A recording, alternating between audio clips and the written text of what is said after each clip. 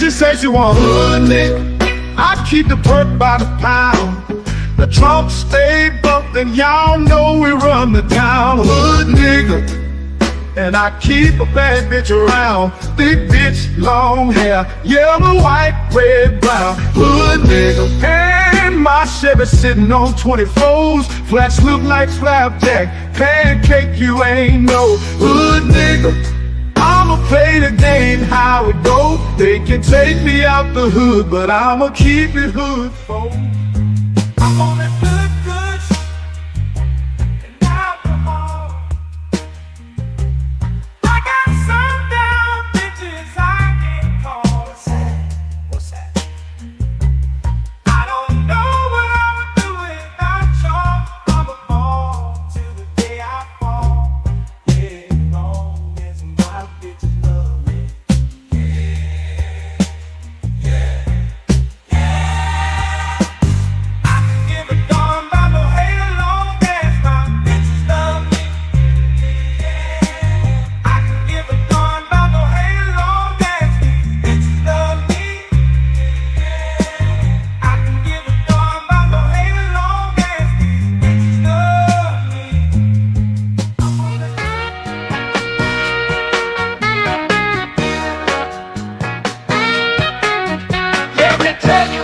Country shit, country shit. Let me tell you about this country shit. Country shit. Let me tell you about this country shit.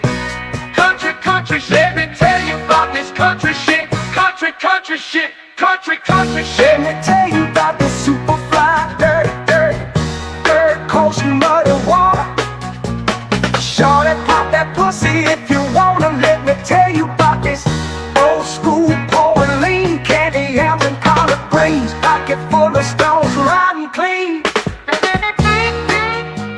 Well, I'm just one parlay away from a new house, new car. I'm just one parlay away. Trust I'ma take us far. I'm just one parlay away, one parlay away, one parlay away. Oh, I took the Chiefs on over, took my homes on yards. Everything is going good so far. Lakers beating the Knicks, spread is only 6. 2 minutes left in the game, baby. I'm about to hit. Ow!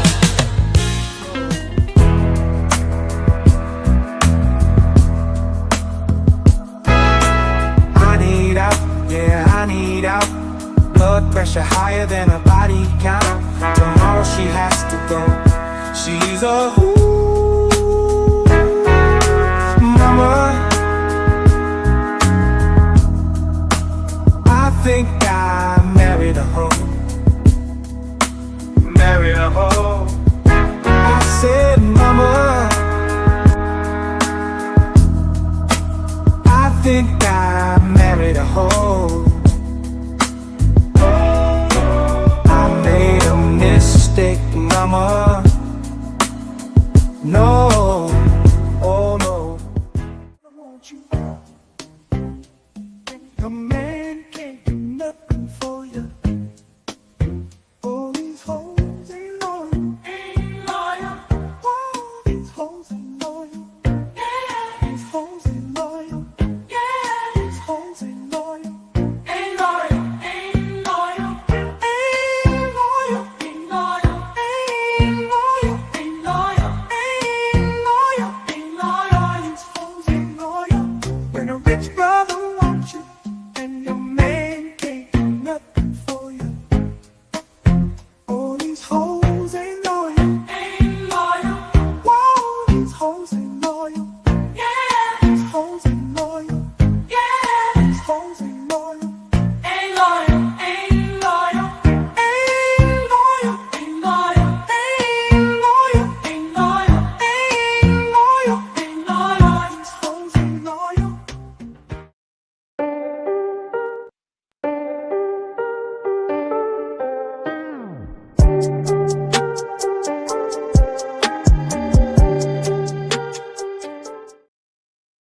Yeah, that's what happened when buttons don't be clicking when you're supposed to be clicking them things. But I hope everybody's doing all right tonight, man. I am your host. Let's talk with JVJ. We are back on the JVJ Network. Let's talk with JVJ and over on Facebook.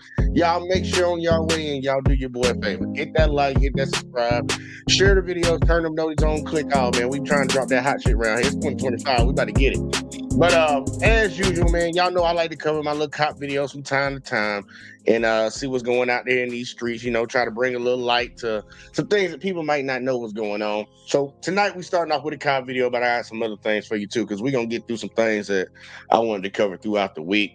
So if y'all are ready to rock and roll with your boy, I'm ready to go ahead and get to it. Shout out to the civil rights lawyer, civil rights attorney. That guy again, y'all know I'll be covering his videos.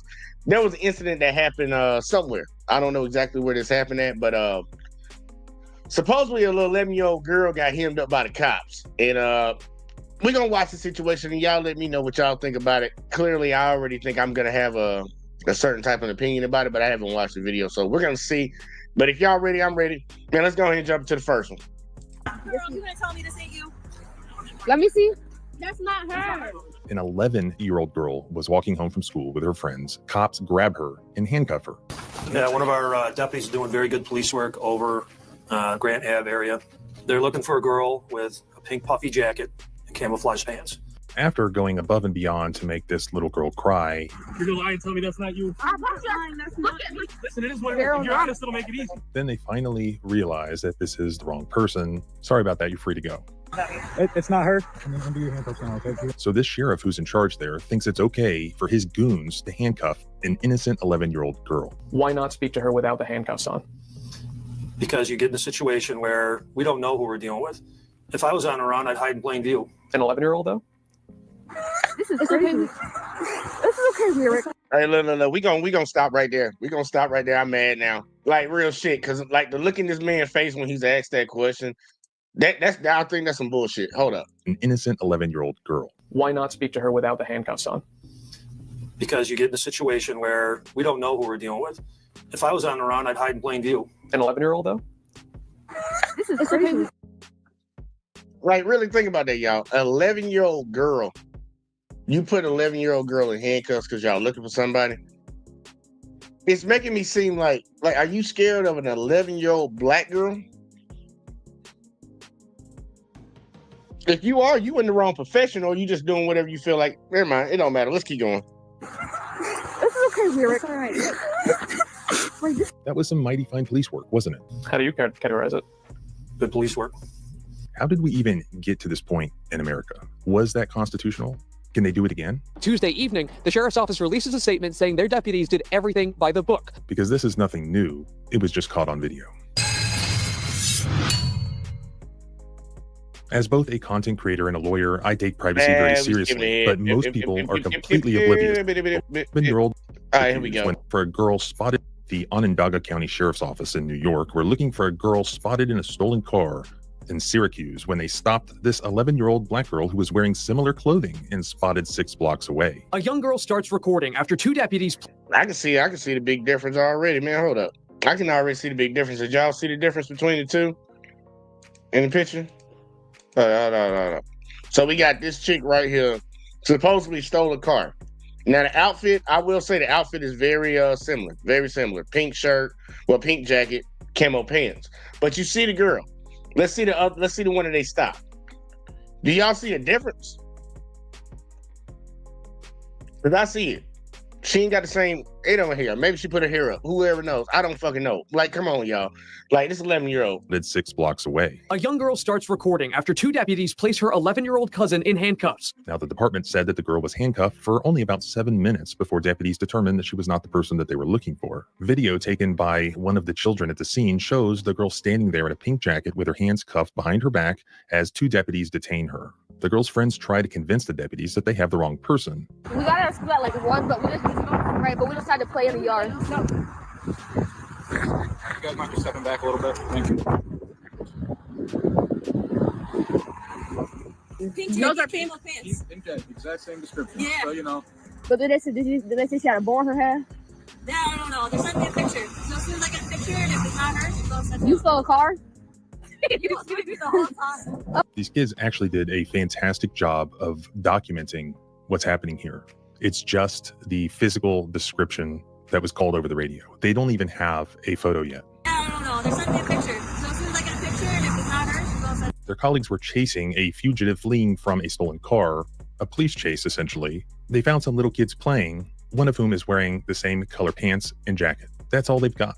And as the seconds pass by, these kids are giving the officers many more reasons why they should realize that this is not the person they're looking for. Okay, but we got a whole field trip. Man, I'm gonna ask this question real quick, like before the little girls get into it.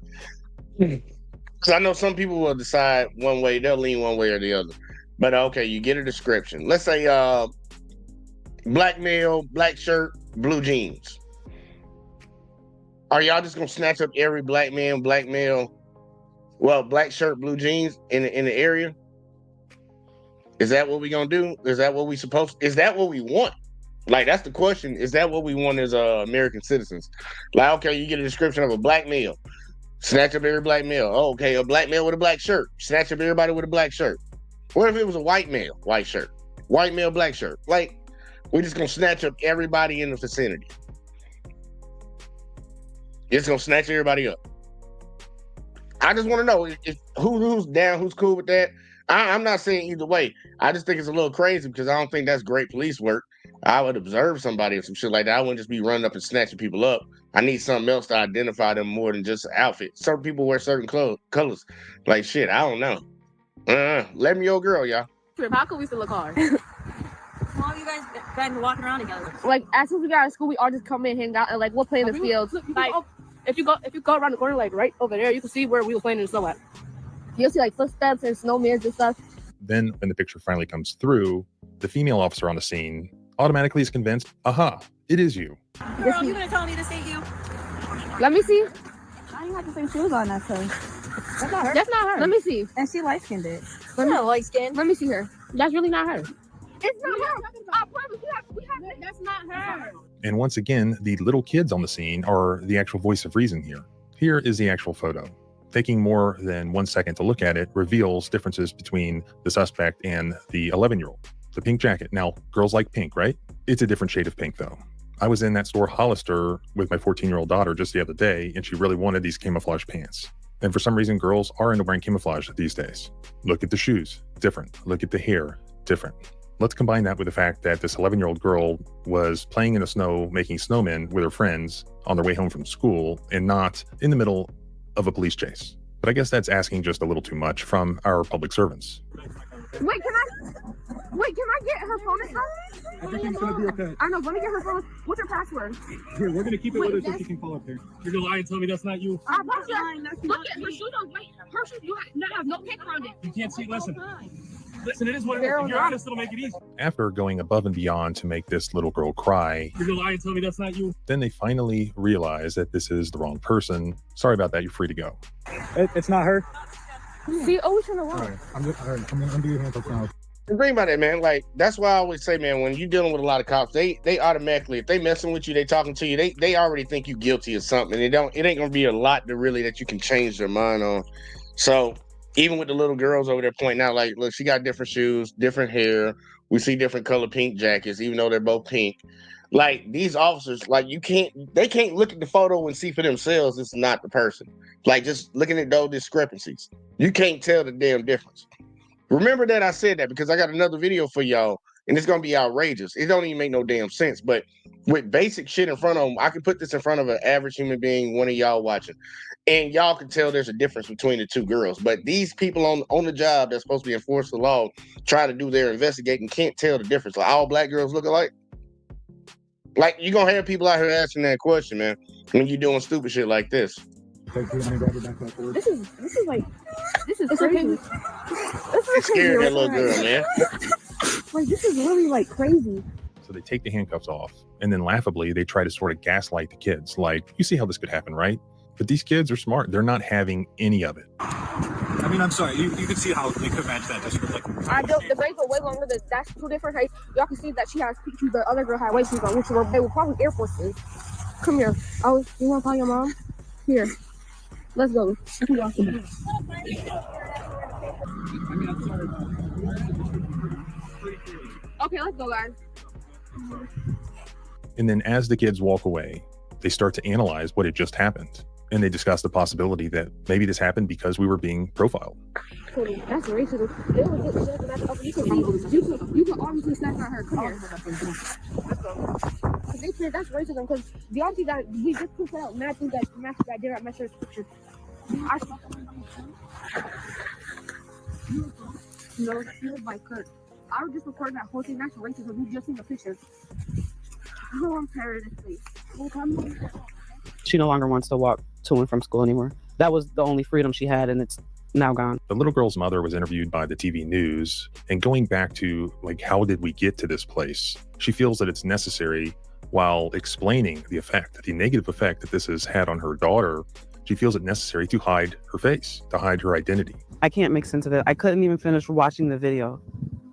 Even if it wasn't my child, I wouldn't be able to finish watching the video because that's not how you handle children. And how could you blame her given the public response from the leadership of that sheriff's department to the media, basically saying that it was perfectly okay for these officers to handcuff and detain this completely innocent little girl. Tuesday evening, the sheriff's office releases a statement saying their deputies did everything by the book. But what's really most concerning here is the outrageous interview that the sheriff gave to the news media.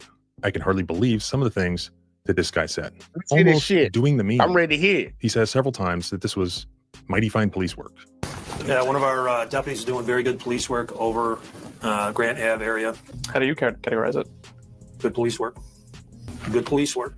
The deputy initiates the pursuit, takes a picture on his cell phone, and he sends that to where they have this girl detained, handcuffed. And the deputies there look at that on their phones. They compare it to the girl. It's not the girl. You're gonna lie and tell me that's not you? Look at her shoes. Wait, her shoes. You have no picture on it. You can't see. Listen, it is what it is. If you're honest, it'll make it easy. They're looking for a girl with a pink puffy jacket and camouflage pants. She gives us no problem. The deputies are she's cooperative with them. The deputies are very cooperative with her. Girl, you gonna tell me this ain't you? You're gonna lie and tell me that's not you? Look at her shoes. Wait, her shoes. You have no picture on it. You can't see. Listen, it is what it is. If you're honest, it'll make it easy. It's just a matter of figuring out, is this the person we're looking for? And as soon as we did that, we released her. This is clearly one of these guys. Man, your officer sat there and accused that young girl of being the person that stole the vehicle.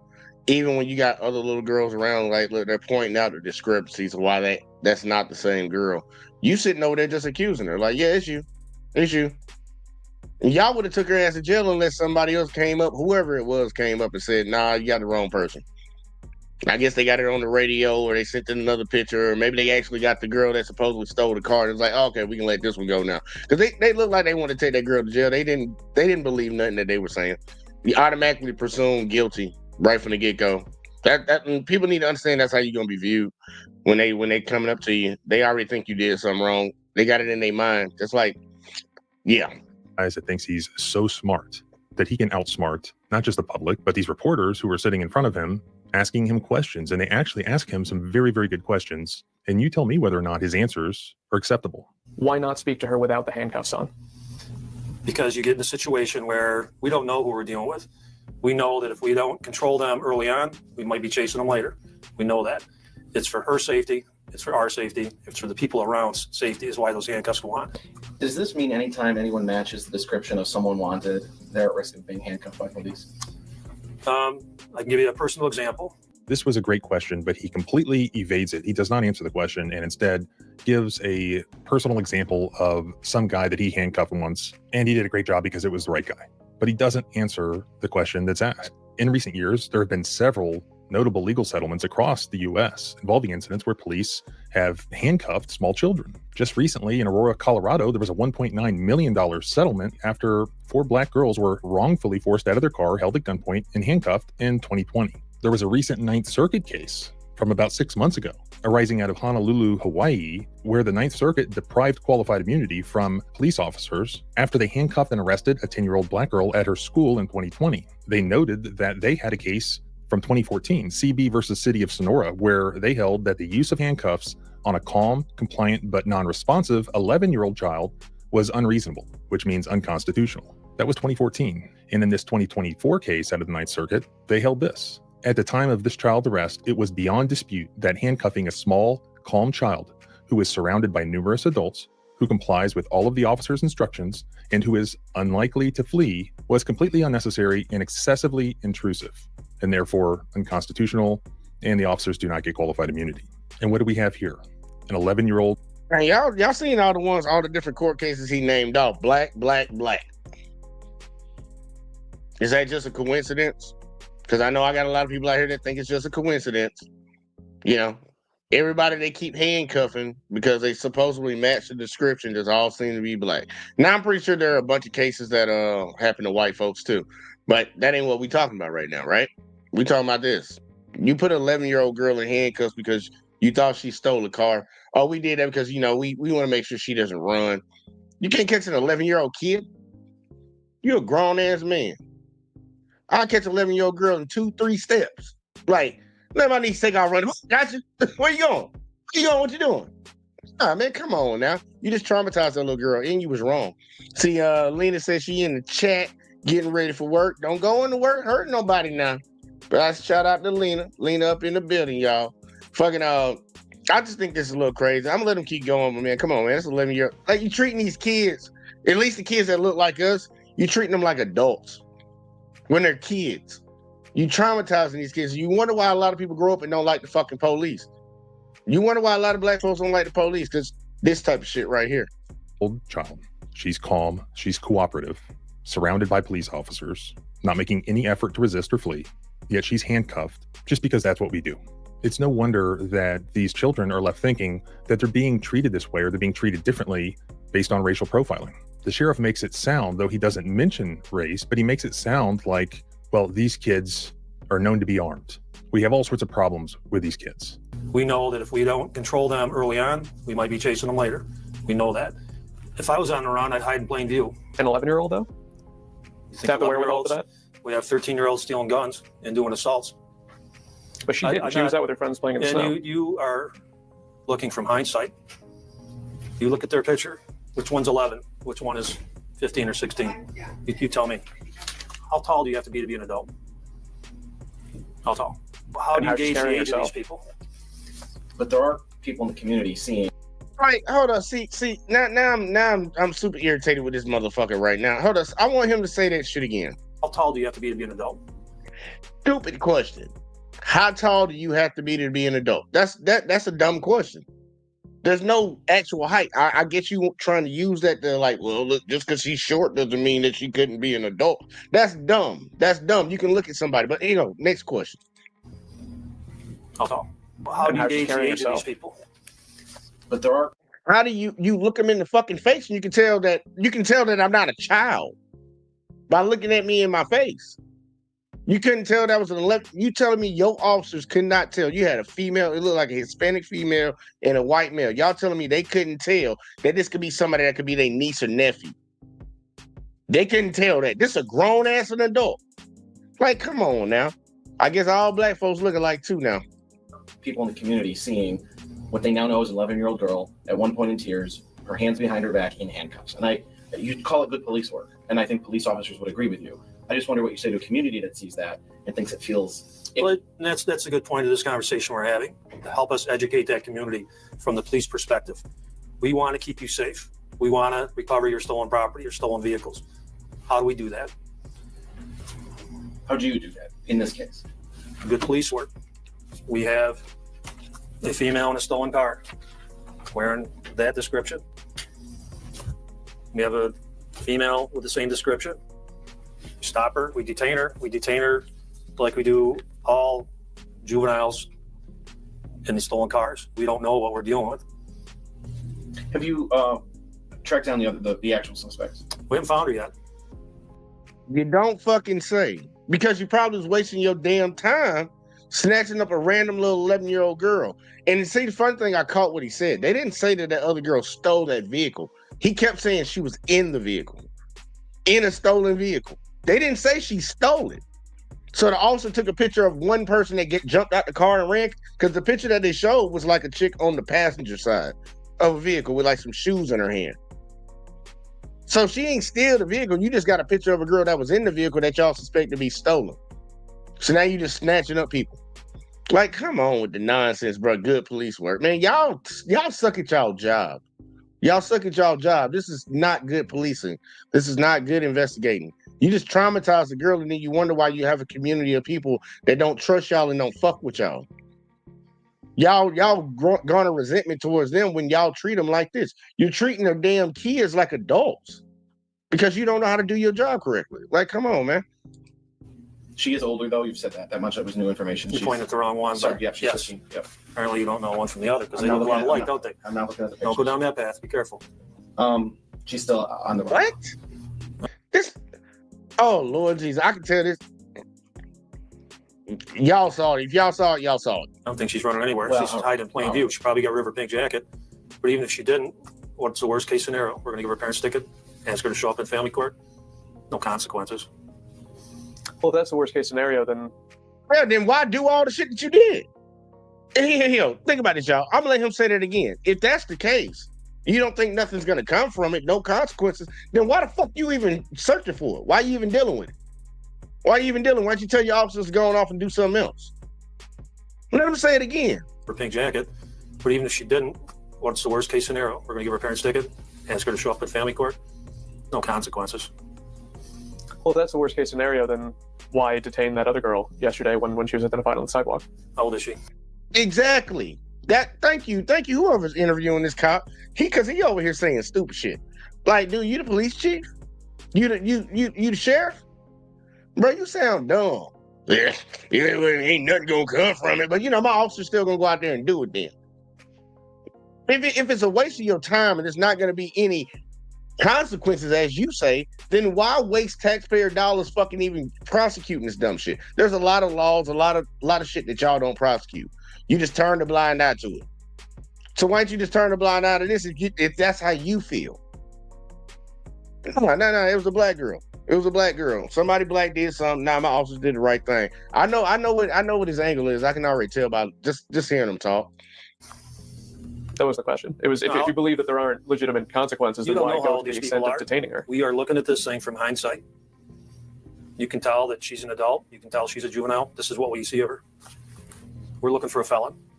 And handcuffs are necessary to start that conversation. You wouldn't handcuff a felon? I'm not a police officer. They're not a felon just because you stop him and you arrest him, dumbass. That lets you know that he believes in somebody being guilty before they actually go to court and have their day in court. How are they a felon until they're convicted by a jury of their peers? You don't get to make that determination, buddy. See, I'm trying to tell you, a lot of these folks in law enforcement, like, they got the wrong idea. They think they are the law and they make the final say so. You don't. You're not the judge, jury, and executioner, but that's why we got a lot of people dying out here by their hands. And they always turn around and say, oh, we had so many cops pass away this year from, like, on-the-job incidents and stuff. And I'm like, how many people did y'all delete? 3-4 times the number of officers that might have got taken. Man, look, I ain't trying to hear that. Dude, you on some hoe-ass shit, bro. This cop on some hoe-ass shit. And whoever that city is, township, whatever the hell in New York, y'all elected this motherfucker. Y'all need to get somebody with his thinking out of office. That's an elected position. You need to get him out of office because that's the way he thinks about shit. That ain't it, man. That's why I'm asking you. If you were, we handcuff felons. We handcuff criminals. And none of that is particular to this little girl who was doing nothing wrong and yet was treated in this way. How is she supposed to feel? How should the public respond to what you're calling good police work if they are having their freedom restrained for, as far as they know, as an individual, they've done nothing wrong? Cooperate with us and help us figure this out. We don't want to arrest the wrong person, but we don't want to stop keeping people. Your officers were about to do that, sir. I just want to remind you. Your officer said, you going to sit here and lie to me? Yeah, that's you. Come on. Arrest the wrong person, but we don't want to stop keeping people safe. This is this balancing act. You know, you come here with the advantage of. I'm stopping that shit right there, man. Look. How the fuck can you say we want to keep people safe? How did you keep somebody safe? The car was already stolen. You're not keeping nobody safe by responding to something that already happened to them. You're not keeping them safe.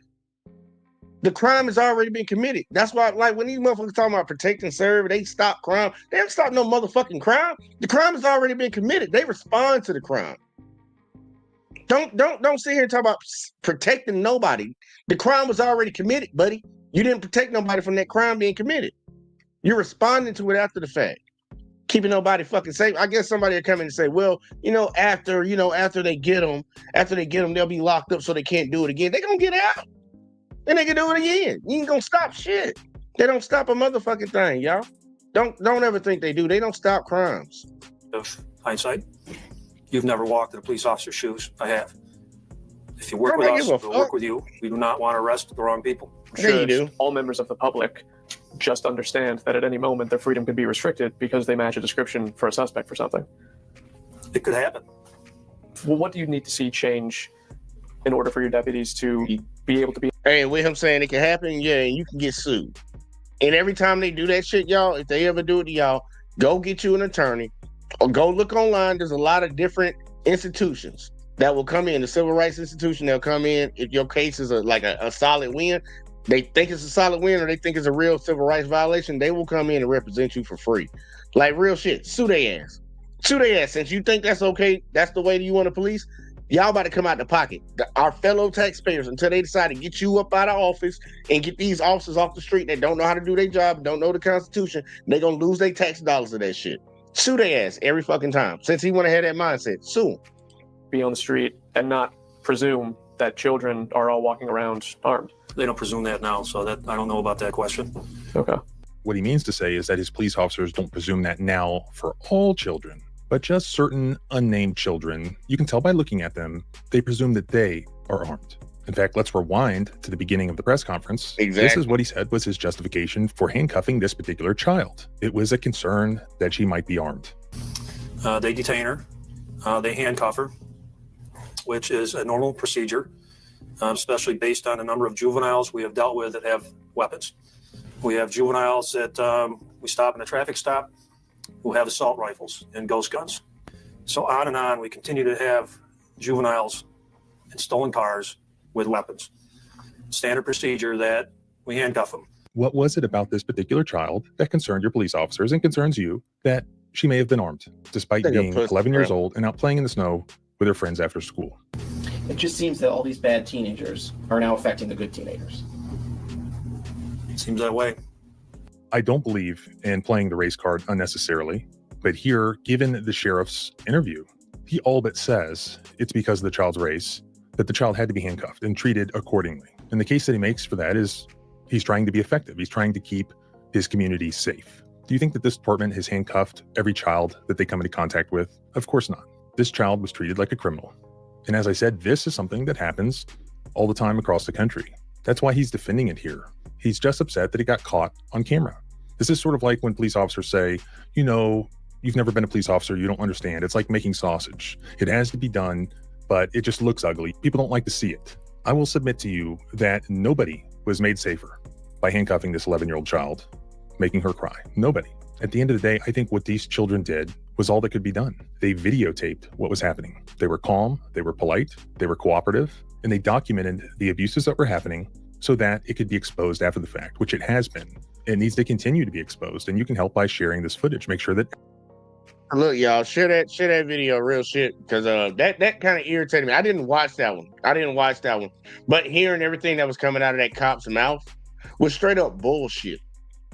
I'm just being real with y'all. I ain't trying to be an asshole. I ain't trying to be cynical. I know a lot of y'all know I don't like bad cops. I'm cool with the good ones, but the bad ones, I don't fuck with them. I do not. I believe them motherfuckers need to be in jail, be in prison. Like, for being a bad cop, hell yeah, you need to be in prison because you violate people's rights just because you think you the law. I ain't cool with that. And putting an 11-year-old girl in handcuffs, like, dude, your officer's so stupid that they can't tell this is a child, not an adult. They can't look at a picture and distinguish between two different people. And then the excuse you give is these people, these kids. What kids are you talking about? Because every instance that the lawyer put out there was black kids getting hemmed up because they match the description, not nobody else. And it was lawsuits, 1.9 million, he said, on one case that already been settled, another one where they already lost their qualified immunity. Like, come on, man. Like, I ain't trying to sit here and try to play the race card on people's head, but this shit happens all the time, man. I know a lot of people want to, you just talk about race again. Shut the fuck up. Tell your people to stop doing fucked up shit, and then we won't have to say nothing about it. That's the reason this shit come up all the time. That's why I come up all the time. This shit ain't start over here on this side. Start over there. Get your folks right. And then maybe you won't hear us say certain shit. Get your ass down. Get down. Sorry, y'all. Cat over here acting crazy. Get your ass down. Get down. See y'all up over here on all my boxes and shit. Just fucking shit up. But look, here you go. For the folks in the back, you know, the folks way in the back that it's like, oh, we talking about race. Y'all always making it about race, making it about race. This. I want y'all to see it happen to an old white woman. Since y'all, like, for the ones that want to say that, because I'm going to show you a white woman. They did this shit to a white woman, too. And this is what I tell people all the time before we get into it. When you sit around and allow them to do fucked up shit to other groups of people because you feel like they ain't going to never do it to you, you let it happen long enough. Let it happen long enough and they going to start doing it to you. And when you ain't come for other people's side, you ain't come to help them when they did them wrong, who you think going to come to your side and help you? But I want y'all to check it out, man. This shit right here says hilarious. This white woman right here, look at her. Nice lady. Oh, I got her on mute. My bad. Jail. Police arrested the wrong Jennifer Heath, and I spent my Christmas holidays in jail. How could police think I'm 26 if I have a 30-year-old child? A Texas woman is hauled off to jail after getting off a cruise ship in Fort Lauderdale. I guess just go home and I'll There's no way I'm not going to go home without you. But it turns out this was a case of mistaken identity. Incompetent police officers in Broward County, Florida, arrested this 50-year-old mother of 3 grown children on a completely different woman's arrest warrant. Are you serious? How did this happen, and why did she stay in jail for over 3 days? It's for endangering a child. I think you'll have the wrong person. Endangering a child? My kids are grown. They're grown in college either way. Tragically, Christmas morning, Jennifer woke up in jail. She wasn't given a chance to consult with an attorney, to review the warrant, the charges against her, or to speak to any judge. Fortunately, the Institute for Justice has taken up her case, filed a federal civil rights lawsuit. And now she's suing the Broward Sheriff's Office and Broward County. Police cannot overlook obvious evidence that they have the wrong person when making an arrest. 23 years younger, substantially shorter, had different color hair, different color eyes, different license, and different social security numbers. But the cops are saying they did nothing wrong. And no employee misconduct was found. The matter is now closed. I mean, they were literally captured on video arresting the completely wrong person. How can they say they did nothing wrong? I'll tell you what happened and how you can help join this fight to hold this police department accountable. This is a nightmare story that any one of you could find yourselves in, that your mother, that your grandmother, that your daughter could find themselves in. Definitely Christmas won't forget. Everybody get to it, y'all. About to get Have to you it. noticed I'm that show y'all. and I'm gonna they show fit y'all the how travel? this some certified BS now. That's what I'm telling you. They just putting anybody on the police forces, y'all. We need to be mindful of that, man. Like, people need to have higher standards for the people that take our tax dollars without our consent and claim they're doing it to protect us and help us. We need to have higher standards for the people that they hire. I'm being dead ass serious. Because once again, in the first video, they couldn't distinguish between a child and an adult. Different color shoes, different hair, different color pink, different color pink. They couldn't distinguish between that. Watch this shit right here. That's what I tell you, they do it to everybody. They doing it to everybody now. Mark invited Jennifer and her husband Kyle on a cruise to celebrate his health and other milestones that had passed while he was in treatment. Jennifer was elated to have this time with her husband and her brother's family, after which she planned to promptly return home to Texas over the Christmas holidays so that she could spend that time with her children. It was going to be the last time for at least 3 years that she would have all of her children together because her son Joshua had just completed his training with the Marines and he was set to be deployed to Japan for 3 years, beginning December 27th. But unbeknownst to Jennifer, while she and her family were enjoying this celebratory cruise, the Broward County Sheriff's Office in Florida was planning to arrest her for someone else's crime. When Jennifer's cruise ship arrived back at Port Everglades, Florida, early on the morning of Christmas Eve, she and her family began to disembark. Several Broward Sheriff's Office officers, with the help of U.S. Customs and Border Patrol, were waiting to arrest her before she could even get off the ship. When I was disembarking, I went and scanned my photo ID, and at that point in time, it just rang for security. And so they had me step aside. And then at that point in time, we noticed that police were coming on to surround me and my husband. I'm going to jail? If we verify. Are you serious? If we verify. When Jennifer asked why she was being detained, deputies told her that it was for a warrant. She asked what the warrant was for. Broward Sheriff's Deputy Peraza responded that it was from Harris County, Texas, for endangering a child, specifically for endangering a dependent child under the age of 15. I have no transportation. We just told you it's for a warrant. A warrant for what? Yeah, could you do that? It has to be verified still anyway. It's not verified, but I mean, So- we're already at this point. It's for endangering a child. Now, this didn't make sense because Jennifer had no minor children.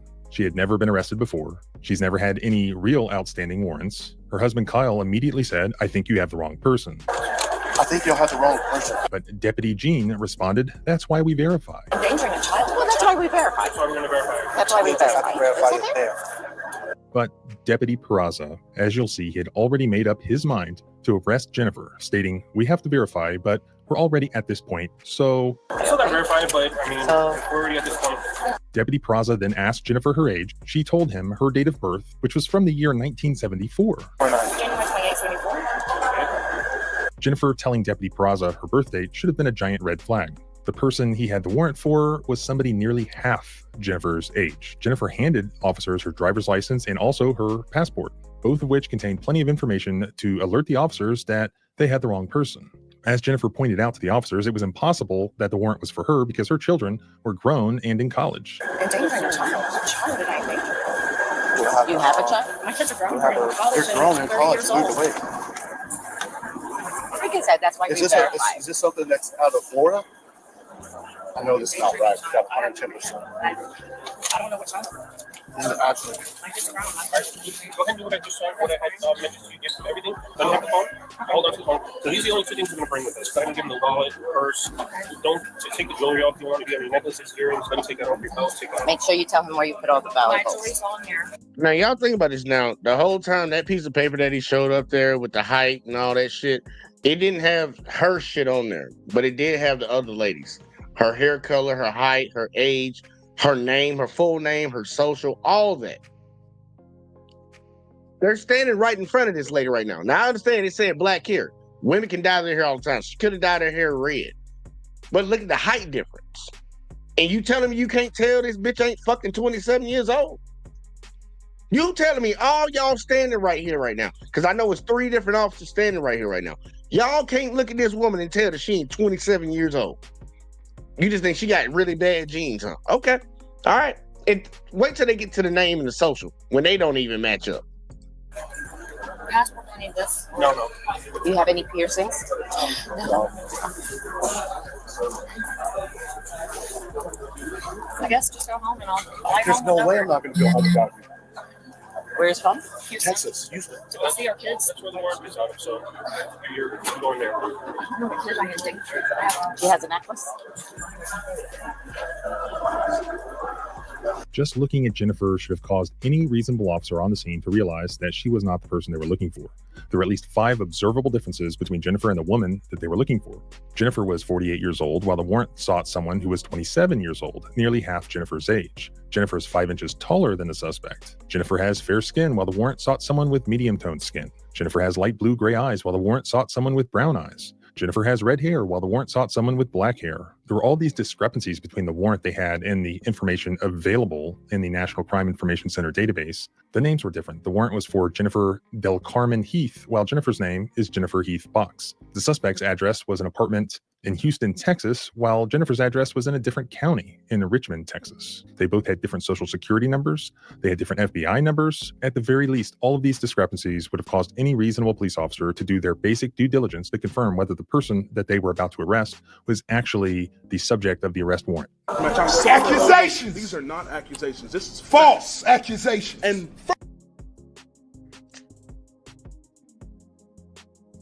how can I word this in a kind way? We saw the first video where there were like 3 different discrepancies between the young black girl and the lady that supposedly stole the car, was in the passenger seat of a stolen car. They put her in handcuffs. This lady don't match up at all. At all. The only thing they could possibly say is she dyed her hair. Everything else does not match up. How many of y'all think that they're gonna take her to jail? Let's find out. Definitely Christmas won't forget.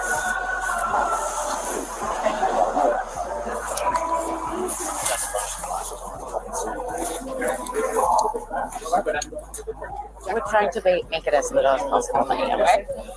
And I don't understand why this was Houston. One time I did arrested, just the main one. Well, this is conference right now. Just show that weight. Okay. Get rid of that. Get rid of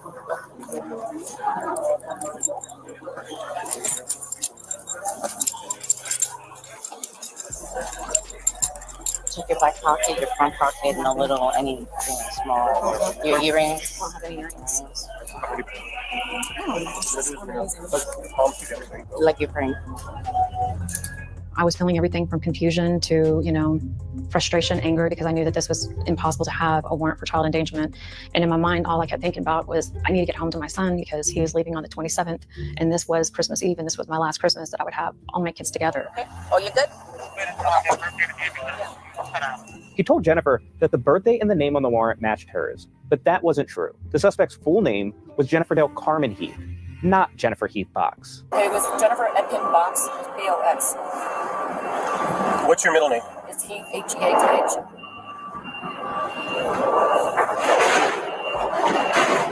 The video footage shows that Deputy Peraza's actions go well beyond just incompetence. At one point, Deputy Peraza lied to Jennifer and told her that the information on the warrant matched her date of birth and her married name of Box.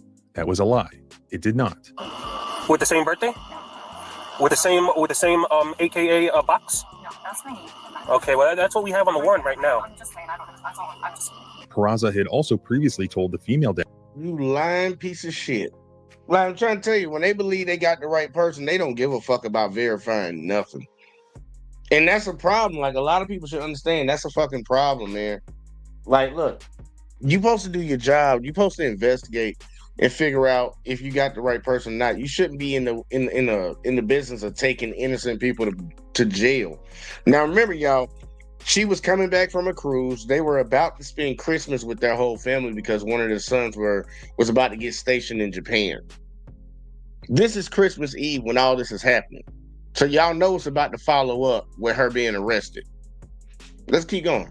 That before he left, Deputy Gene, that he had, quote, confirmed that Jennifer was the subject of the warrant. In no way did Perez confirm anything. The suspect was also 23 years younger, substantially shorter, had different color hair, different color eyes, different license, and different social security numbers. Despite that, Peraza still brought the wrong Jennifer to the police station. I don't think that he was even really hearing me. And I just felt like the whole entire time I just didn't have a voice, that it was just completely lost because in his mind, he had his agenda of why he's arresting me. Was from July 20th, 2022. Okay. I was just curious, I know I've gotten pulled over before since then in Houston, and I haven't heard anything. It's just, I'm just confused with all this. And I don't have a 16-year-old. There's nothing about a 16-year-old in there. All my kids are all grown, I guess it's my kid. You've had no incidences at all whatsoever Never. in the past couple of years? I promise you, I'm sure you hear this a lot. Never have. How could police think I'm 26 if I have a 30-year-old child? Ignoring every indication that he had arrested the wrong person, Deputy Peraza brought Jennifer into the booking station at the Broward County Jail. There, more red flags were ignored. When the BSO officers booked her into the jail, a female jail officer scanned Jennifer's driver's license and informed Deputy Peraza that there were no outstanding warrants attached to Jennifer's driver's license. And this backed up what Jennifer had told officers all along, that there was no warrant for her arrest, that they had the wrong person. But being representatives of government, the officers once again ignored evidence that was very clear that they had the wrong Jennifer. Unable to admit his mistake, Deputy Peraza convinced the female jail officer that she also should ignore these red flags and all the evidence indicating that there was no probable cause to have this person incarcerated in their jail. All Deputy Peraza had to support his mistaken claim that this was the right person was that Jennifer shared 2/3 of her name with the suspect, and it turned out the suspect's mugshot appeared to look like Jennifer. Then, unbelievably, Deputy Peraza filled out an affidavit in support of Jennifer's arrest, which means under oath, and on that form, Deputy Peraza listed Jennifer's correct identifying information, even though that correct information contradicted the description of the suspect, Jennifer Del Carmen Heath, who was wanted in Texas. So, think about how fucked up that is, y'all. Now, should there be some regrets from the government? Should the taxpayers have to come out the pocket and cover this cop for his incompetence, his stupidity? You ignored the evidence that proved that she was innocent. Even when the jailer told you, nothing's coming back on this lady. We don't have no warrants. No, I got the right person. We got the right person. Don't worry about what that machine said with the data and the information in it. Go off of what I'm telling you. Believe me, that's the person we looking for.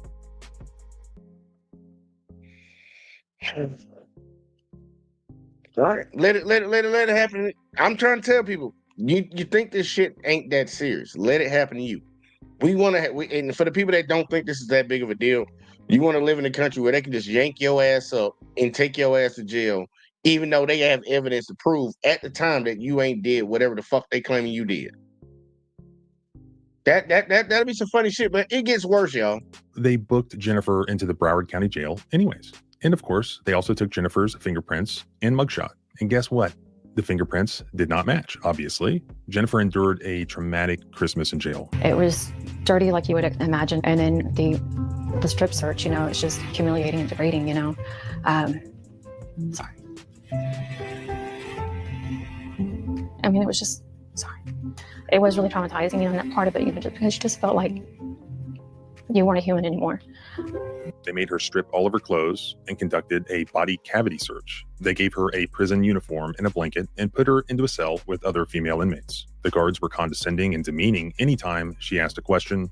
In her first night in jail, she witnessed a fight, continuous screaming, yelling, and violence. Guards kept the jail cells ridiculously cold, so cold that the guards wore heavy coats, hats, and gloves, while the inmates, including Jennifer, were given small blankets that were not nearly enough to stay warm. She was forced to shiver all night. Eventually, she lay back to back with a stranger just to try to keep warm. Tragically, Christmas morning, Jennifer woke up in jail. She wasn't given a chance to consult with an attorney, to review the warrant, the charges against her, or to speak to any judge. While in jail, Jennifer was permitted 2 phone calls a day, which she used to communicate with her husband, Kyle, who was keeping her up to date on his efforts and her brother's efforts to get her free.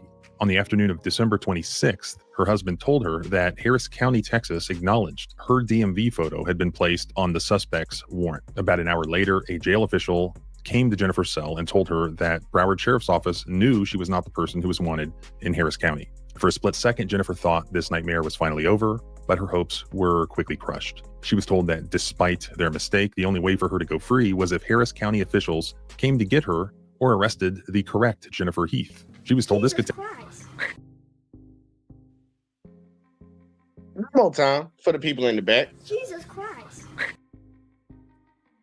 So, the police department realized, yeah, we got the wrong person, but y'all, we ain't gonna let you go until you know they catch the other person. That's crazy, y'all. That's crazy. And see, Miss Jackson says somebody got to pay their piper according to their book. Like for real, man. This is what happens when we had so many people sit around and ignore this bullshit when it started happening to other folks. Now they doing that shit to you. I'm trying to tell folks, man. When they come for your neighbor and you don't say nothing, who the fuck gonna say something for you when they come for you? I'm trying to tell you, this is crazy. This is egregious right here. This gotta easily be at least a $2 million lawsuit. take up to 30 days, if they came at all. She was devastated. Broward Sheriff's Office continued then to hold Jennifer in custody for the remainder of December 26th into the morning of December 27th, even though they now knew that she should not have ever been detained in the first place. And as a result of that, she was forced to endure another night of cold, uncomfortable, traumatizing conditions. She was finally released from custody at 9:50 a.m. on the morning of December 27th, 2022, over 75 hours after her wrongful arrest. And by that time, it was already too late to celebrate Christmas with her children, and worst of all, too late to say goodbye to her son Joshua before he left for his deployment to Japan. To this day, nearly 2 years later, Jennifer still has not had all of her 3 children together as she would have, and to date, she has never received an apology or an explanation for why the Broward Sheriff's Office mistook her for Jennifer Del Carmen Heath. When she was released, Broward Sheriff's Office personnel simply told her, hey, it happens. While I was in jail, I had missed out on Christmas Eve. I missed out on Christmas Day with my kids. I missed out on my family time together. I took my brother away from his family on Christmas because they spent their time trying to get me out of jail. I didn't get to see my son off to the airport for him to be stationed over to Japan for the U.S. Marines. I missed out on everything. I missed out on all my family time with my kids. I missed out on having those moments, having, photos and pictures and memories. I missed out on all the opportunities. And Broward County remains defiant. They've maintained publicly that Deputy Peraza followed the department protocols when he arrested Jennifer in the face of overwhelming evidence that he had the wrong person. Broward Sheriff's Office Internal Affairs Division reviewed the incident and confirmed that the officers followed Broward Sheriff's Office protocols and did not violate any BSO policies or practices when they detained Jennifer for over 75 hours without even confirming that she was the correct person on the warrant. BSO sent us a statement saying they sympathize with Mrs. Box. They also say, in part, had it not been for the arrest warrant filed by the Harris County Sheriff's Office, Customs and Border Patrol would have not flagged Miss Box. BSO would have not been notified, and she would not have been arrested. They go on to say, the actions of the BSO deputy involved in arresting Miss Box were reviewed by the Broward Sheriff's Office Internal Affairs Division, and no employee misconduct was found. The matter is now closed. And isn't that just... So that, and see, people need to understand why that's just straight bullshit.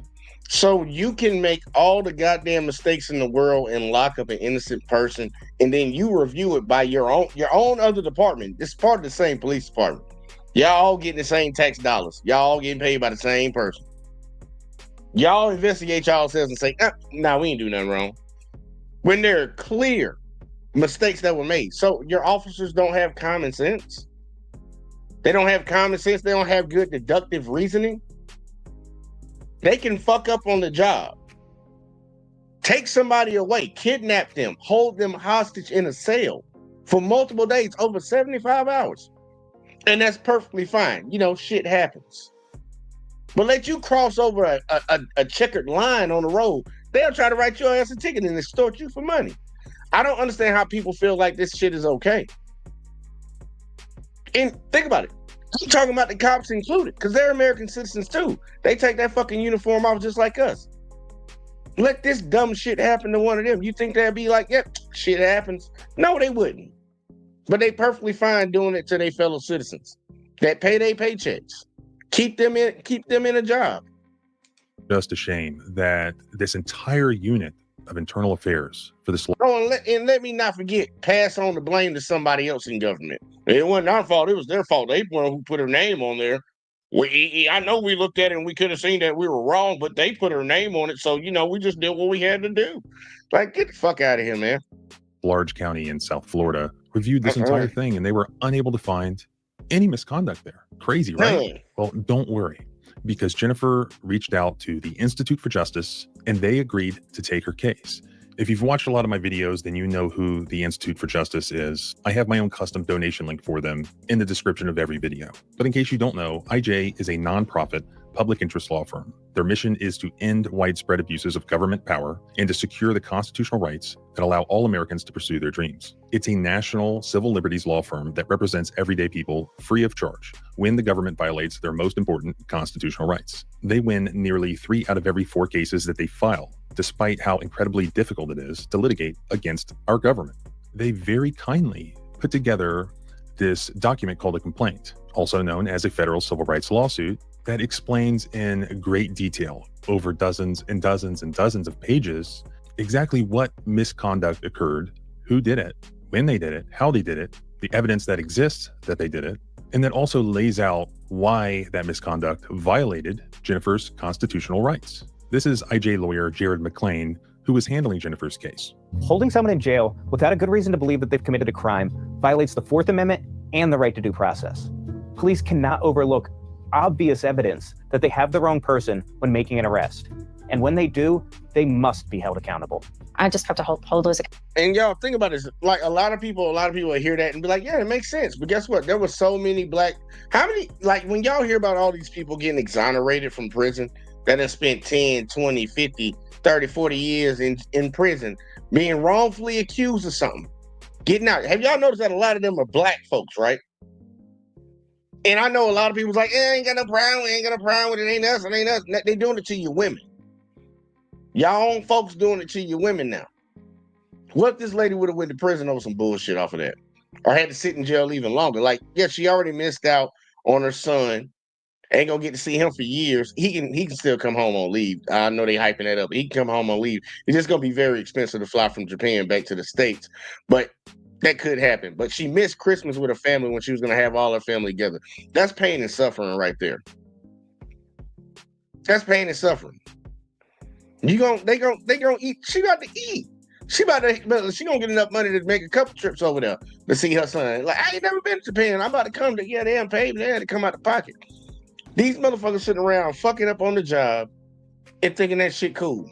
Telling you shit happens. Man, please. Accountable for what they did, but also to get justice. And basically the law is as simple as that. While a warrant to arrest somebody is a judicial determination that there's probable cause to arrest the subject of the warrant, a warrant for one person does not give probable cause to police to arrest Somebody some other else. person, even with a similar sounding name. When officers have reason to believe that the person that they plan to arrest is not the actual subject of the arrest warrant that they plan to execute, they must either stop and confirm that this is the correct person, or they have to abandon the arrest. BSO officers here should have realized that there was no warrant for the arrest of this Jennifer, and they should have done that before ever even confronting her and detaining her in December of 2022. All the information that the officers needed to verify that she was a different person was readily available. All of these discrepancies that we discussed already would have caused any reasonable officer to then do some basic due diligence to confirm that this is actually the right person. There's overwhelming evidence here that every government employee involved in this acted unreasonably. At best, at worst, once they found out that this was the wrong person, they ignored the truth to cover their own asses. It's fantastic that the IJ has taken up Jennifer's case, but they are a nonprofit law firm. They rely on donations. The government has a never-ending supply of your money to gaslight the public and pretend like they did nothing wrong. Whereas the IJ is funded by people from this audience, by patriots from across the country, by individual citizens who feel strongly about the fight to protect our constitutional rights. This audience has raised a lot of money for the IJ in the past, and this case is a worthy cause to continue doing that. This is a nightmare story that any one of you could find yourselves in, that your mother, that your grandmother, that your daughter could find themselves in.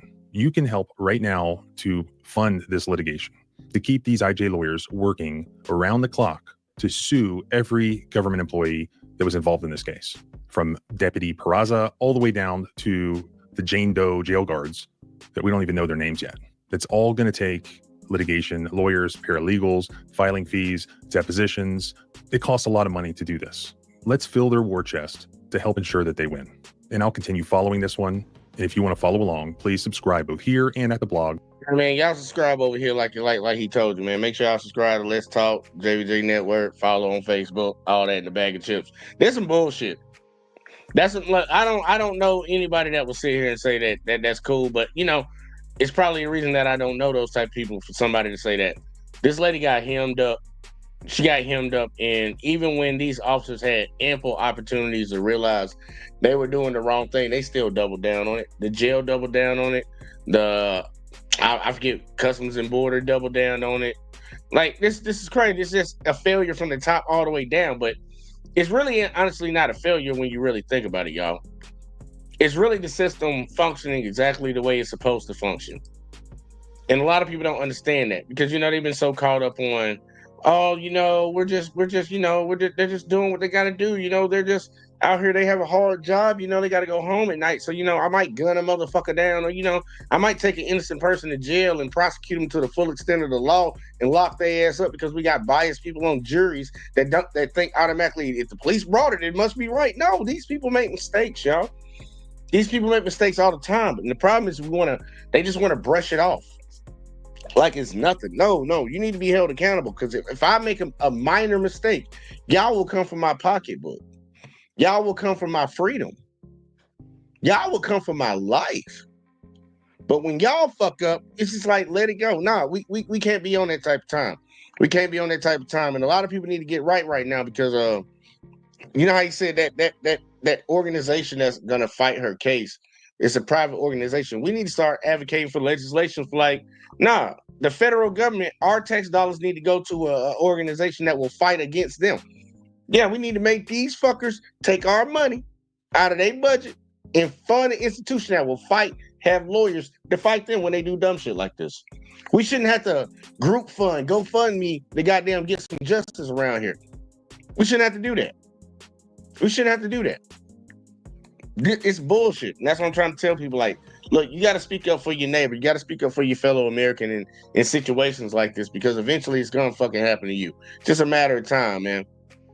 I know people that went their entire life never dealing with a cop, hit the age of 64, first stopped by a cop, pop, dead, gone.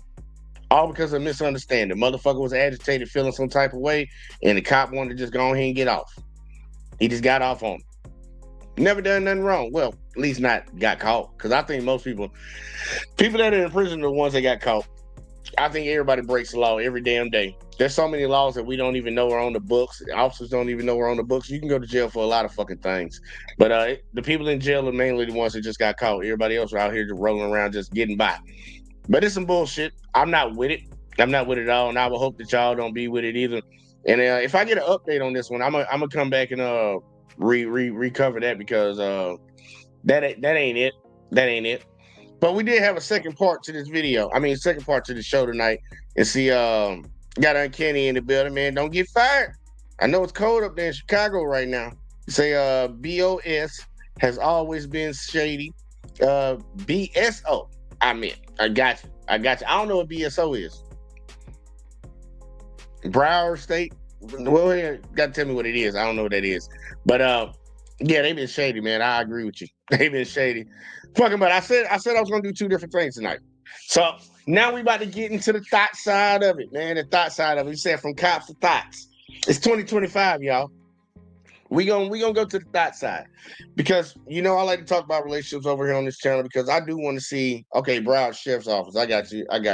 Yeah, Broward County. Period is trash. I done heard too many bad stories about Broward County. People like, man, you should go to Miami. I ain't going down there. There's so many other beaches around here, bitch. I don't need to go to Miami and pay overpriced dollars for fucking bullshit food and BBL bitches. I don't need all that. I like a country girl. But we're gonna cover the thought side of this shit tonight, man. I want to see people get together, but we gotta address the elephant in the room. There's a mindset out here right now that's keeping us from each other. Relationships, period. They already had a study out that was projecting, like, I think 2030. Like, I forget what the number they said, like 80% of women will be single and childless and some shit like that. Like, it was a crazy number. I can't remember exactly what the study was, but it's gonna be a lot of fucking single people out here.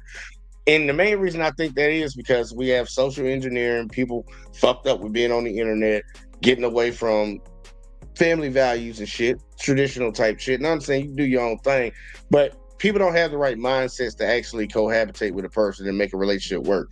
We always incentivize and quitting and leaving. And people get mad. They get irritated when people bring it up. But I'm gonna show y'all this street interview. Y'all probably seen this guy. You probably seen him in a couple shorts. Shout out to him, The Desirable Truth. But we're gonna go down the road of some little street interviews, y'all. Little street interviews. Let's see what we got. And yeah, it should be fun. Let's see what we got. Do you find nice guys or bad boys more attractive? Oh, bad boys for sure. Bad boys. Bad boys all the way. So why not go for the nice guy? They're not confident enough. They're insecure. Yes, ma'am. Insecure in like what ways? Where the bad boy isn't? Like if we came out like this, they would be mad. They would get like scared. They would question it. Yeah. What do you think a nice guy would say about how you're dressed? Why are you going out like this? Yeah. Like put a t-shirt on. Yeah. That we shouldn't. But why would a man want his girl to flaunt it to the world? I don't know. That's a question. What was the question? Why would a man want his girl to flaunt it all? Because he should feel grateful that he has a bad bitch. Yeah. She has a bad bitch. Hell yeah, show her off. Yeah. So if you wanted to come out damn near in a bikini, it should be cool. Yeah. All right, that's all bikini. But why do we come out in a bikini? Not a bikini, but some sexy ass shit. Hey, if you date a bad bitch, you're gonna date a bad bitch. Period. Like, you know. Y'all see where we about to go, right? Y'all see where we about to go. Now, I'm gonna rewind it back real quick. So I want y'all to hear what the white girl said, the one that ain't got nothing but some pasties on and a little fishnet shirt. I want y'all to hear what she just said. If you date a bad bitch, you're gonna date a bad bitch. Period. Like, you know what you signed up for, you know? Yeah. As a tall woman, bikini, it should be cool. Yeah. All right, that's all bikini, but why would we come out in a bikini? Not a bikini. That girl said, why would we come out in a bikini? Why would you come out the house with that on? Think about what's going on in your head. Why would we come out in a bikini? Why would you come out with that top on? Why would you come out like that? So if a dude ran up on your ass thinking that you on that type of time, you're going to get all offended and say, ugh, guys are creeps. Look at you.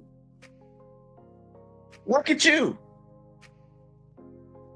Nobody's ever going to sit out here and justify dudes running up on girls and touching on girls and doing shit like that when it ain't wanted. Nobody's gonna get behind that shit.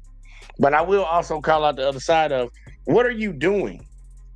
What are you doing, lady? You out here with hard stickies, pasties on your nipples with a see-through fishnet shirt. What you think gonna happen? And this bad built body bitch over here on the side over here in the black talking about a bad bitch. You refer to yourself as a bitch, but you want respect like a woman. It's a mindset, y'all, that's fucked up. It's a mindset that's fucked up right now. And you see it. You're getting it from, you got the white girl, and I think these are 2 Latina chicks. Well, let's see how many more different groups that we get. So, we don't want to rope everybody into one. It's just one group that does this. Nah, we don't see how many different groups we got. We got 2 so far. Myself sexy as shit. Hey, if you date a bad bitch, you're gonna date a bad bitch. Period. Like, you know what you signed up for, Yeah. As a tall woman, is dating easy for you? Yeah, because I like black guys. But look, right now my boyfriend's white, so my boyfriend's watching this. I love you, Pookie. So hold on. What's the difference between the black and the white when it comes on the tall woman? Their humor. Black guys are funny. Naturally. But your boyfriend isn't? He is funny. That's why I took a little detour. You think this is your long-term life partner forever, or do you think like some black guy is gonna get in the mix down the road? Well, he met my family, but I got a place in my heart for some black boys.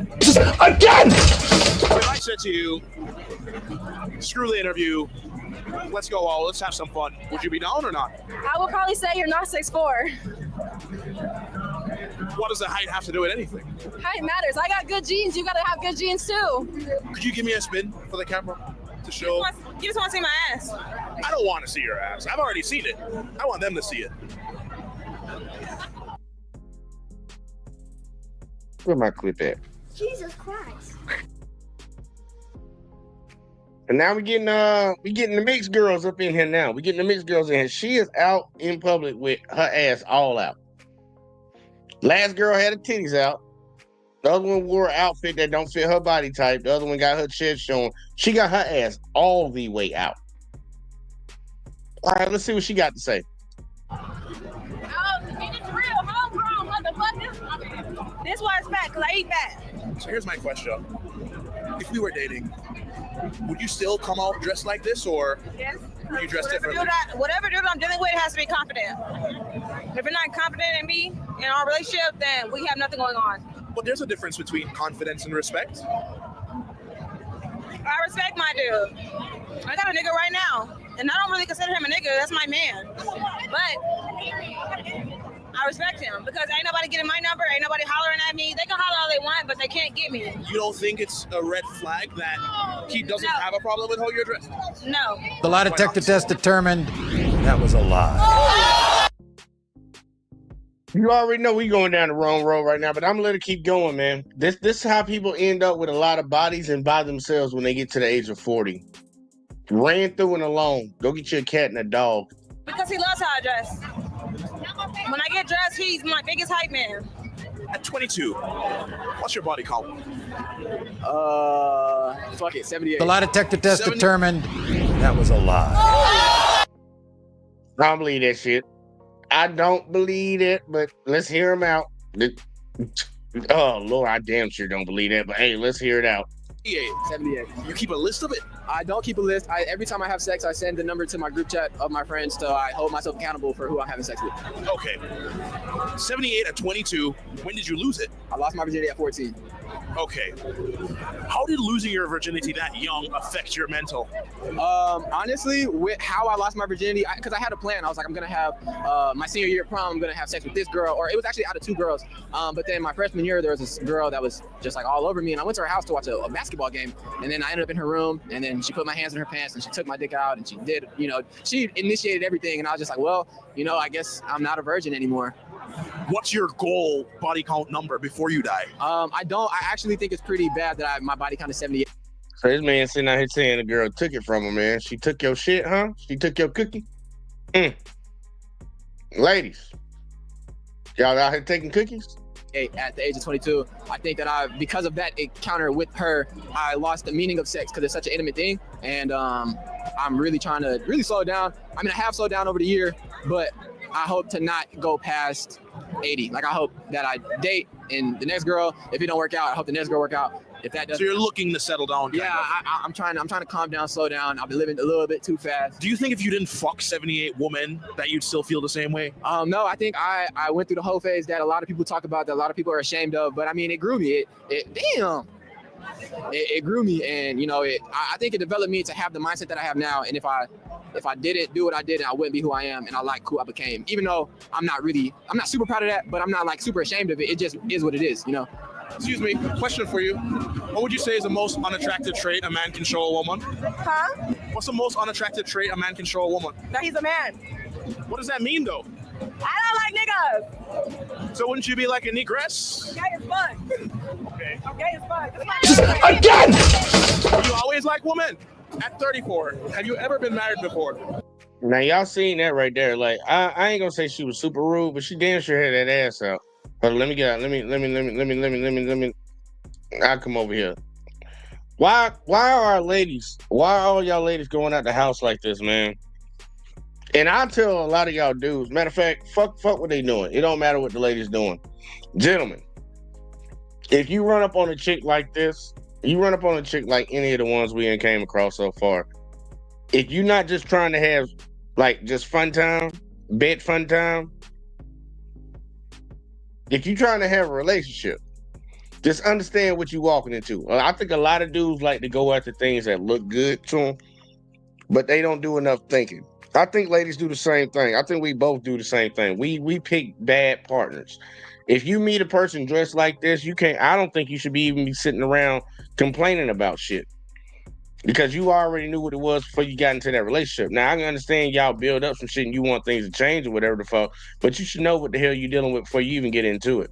And if you running up on a chick that's got an ass cheeks out here in public advertising, talking about I'm gay, there's no what you running into, man. Everything that come with it, you deserve it, because you signed up for it. That goes for men and it goes for women, because that's nonsense. But she do got an ass on her though. The other one did too. I get food. Yeah, we get food. Do you always like women? At 34, have you ever been married before? I have. 34? 34? That bitch ain't 34. And what? I'm gonna let him say it again. 34? Do you always like women? At 34, have you ever been married before? 34, y'all. Who the fuck believe this lady 34? That lady is not 34. Hell to the no. 34?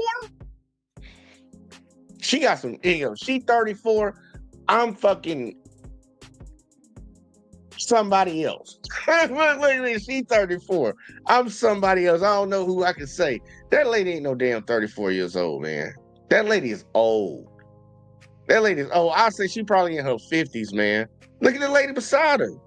She got to be in her 50s too, or like late 40s. And 34, bitch, lying out here. In fact, where my dude at? Right. I forget ain't no goddamn, she ain't no damn 34. I have. And how long was your marriage? 8 years. Now, why throw it away after investing so much time? Because at one point you realize that it's time to let it go. And because you have only one life, and you have to respect somebody else's also decisions. What made you realize that it had to end? It's a layered question, because it's not always one thing. It's not like, oh, you know, you stubbed your foot a certain type of way, now I automatically don't like you. It's a certain things that accumulate over time when you become, you know, that you figure out that person, and times change. So how did you feel in the beginning of your marriage as opposed to the end of it? Two different persons. I feel like I changed, he changed, we both grew so much, and we both respect each other so much at the end of the relationship and the beginning of the relationship. So there wasn't animosity or cheating or arguments and toxicity? Nothing. It was a perfect marriage. It was a perfect marriage to the end. And it was such a great, like, even the breakup was so great, honestly. How old are you? 25. Y'all heard what the fuck that lady just said? First off, she lying about her age. Like, we're just gonna say that right now. She lying about her fucking age. But she said the guy, there was nothing wrong with it. It was a perfect marriage. So why you leave him? That'd be the dumbest shit in the fucking world, y'all. He was great, did everything I wanted to do. I left him. You think she gonna end up? Look, she out here in these streets. Out here in these streets looking for something. Damn, she got her ass out too over there. I ain't even noticed that. But ladies, why would you throw away a good guy? You know those supposedly the way y'all talk about it, they're hard to find. So why would you get rid of the one that you got? What you think she gonna find out there in them streets while she out there lying talking about she 34? Nothing but dick and sorrow. That's what she gonna get, because ain't nobody gonna take her serious. Ain't nobody gonna wife her up. And I know some ladies come around here, you don't know that. I know guys. I know men. I happen to be one. I know how we think and I know how we operate. She ain't gonna get nothing but dick and misery. 5. Are you single? Yes. Well, no. I'm used to saying yes, but not no more. In the last week, no more. What you mean it's the last week? I've been single, but in the last week I got a man. But I'm used to saying I'm single. So you just got into a relationship. My man works here. So why do you think your man doesn't care about how you're dressed? Actually, he does. But he pissed me off today, so I wore what I knew he wouldn't like. No, after recently being single and just getting into a relationship for a week, why would you already put it on the edge? And put it on what? Put it on the edge. Because he wanted me to come down here, but then he didn't text me back. So I'm down here for him, but I'm also waiting for a text back. Yeah, this shit crazy, bro. This shit wild. You saw that shit, man? This makes this is the sign of immaturity right here. This is the sign of immaturity. So he didn't pick up the phone for you during the day, so you decided to wear revealing clothes to make him mad, even though you just got in a relationship with him. So you willing to play with your relationship and possibly lose a guy knowing that he don't like you dressing like that. All because he didn't call you back. Some people don't need to be in relationships until they mature to a certain age, man. I'm just being honest with you. And this is how a lot of ladies lose dudes too. So are you sure this man is your boyfriend? So I'm not sure, but you gotta go all in. I will never be embarrassed by the love that I share. So is it official or not? According to him, but then I didn't get a text back for 24 hours, so. No, you're 25. How old is he? He's 29. And that doesn't seem a little fishy to you, that he would just go the whole day without texting you? It does. But like, I've been with him for the last week and he's worked every day and he really doesn't like wake up. So I'm like, I don't got no evidence against him. But be honest with me. If a man came up to you tonight and you hit it off, would you give him a shot or not? I give him my Instagram and then I tell my boo, like my bookie, and see what he says. Because if he's not my man, then why am I going to not talk to other people? But if he's my man, then I don't got to talk to other people. We got to clarify that. What's the most unattractive thing in a man? If they're here. But you're here too. I'm here to have a good time. They're here to fuck bitches. And you're not here looking for dick? No, I'm just here to have a good time. So if you met an attractive man and y'all had a good conversation. Black bitches in the way. Hey, we're ready for questions. What's your name? I'm Key. And you? I'm Brandon. Why do you think it's appropriate to just run up in our interview mid-conversation? I ain't gonna lie, they white and I don't give a fuck. I never gave a fuck. Are you just looking for attention? No, never. I never gave a fuck. We want to be funny to come for the video. One of the baddest motherfuckers of all time. One of the best singers, one of the best looking motherfuckers you've ever seen. Hold my drink, bitch. I'm irritated now.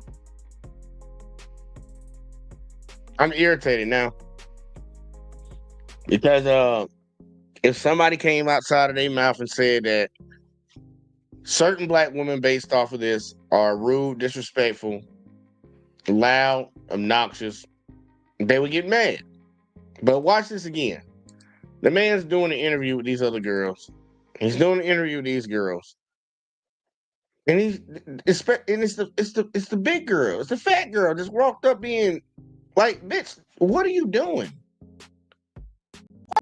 Watch her again. Looking for dick? No, I'm just here to have a good time. So if you met an attractive man and y'all had a good conversation. Black bitches in the way. Hey, we're ready for questions. What's your name? Ratchet.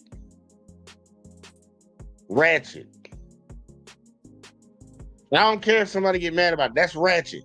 You just gonna come and interrupt this man's interview talking about black bitches in the way.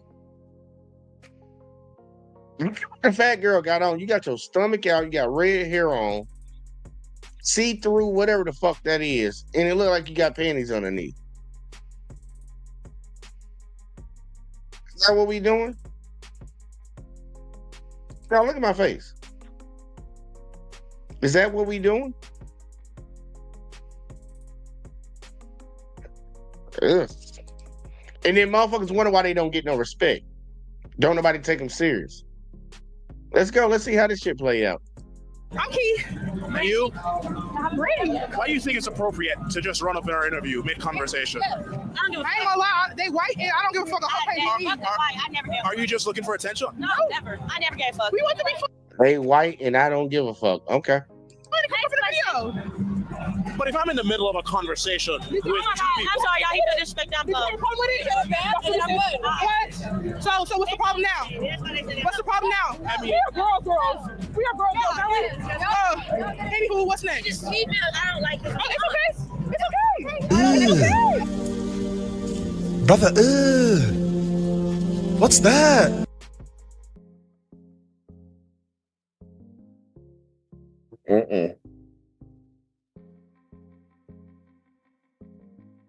Who raised this child? Whoever raised it, you should be embarrassed. You should be embarrassed for yourself. Just throwing that out there to you. You did a terrible job parenting. It's okay. What's next? What's next? What's next? What's next? I like her. Who gives a fuck? I don't give a fuck about interrupting the conversation. These hoes love us. What's next? Because they obviously do love us. So what's next? what do you think the men watching this are gonna think about you two?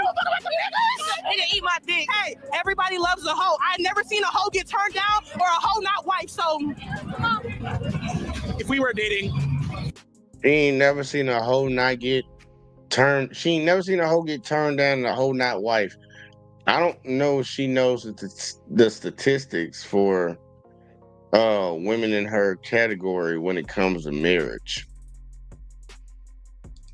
I'll put it up here for y'all just so y'all can see it. There's a lot of hoes that didn't get wifed up.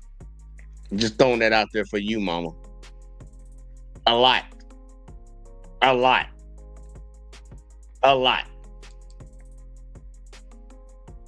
It's embarrassing, man. But let's keep going. what would I have to pay for? my time. My time. That bitch said my time. You want a bad bitch? Keep a bad bitch with their maintenance. So what does maintenance include? Nails, hair, toes, Brazilian wax. Because they like this shit on Instagram, might as well date one. So keep up with it. How much do your nails cost? 150. How much does your hair cost? Oh, and not just sections, 160. Hair, 150. Nails, 400. Like, not 400. How much for the Brazilian wax? That's $60. So they want something clean, they gotta earn that shit. And how often are you getting this done? Every 2 weeks to 4 weeks. Okay, so every 2 to 4 weeks, I'm dropping 500 on you outside of everything else that I'm already paying for. Huh? So every 2 to 4 weeks, I'm dropping like 500 on you on top of everything else I'm paying for. Yes. What do I get back in return? Whatever she gives you. 1,500. Whatever. No, you're gonna get a woman that cooks, cleans, and takes care of you because they care to you. You take care of a woman, they take care of you. So I can get it when I want to. Yes. I can get it when you're tired. I can even depend on the woman. I would.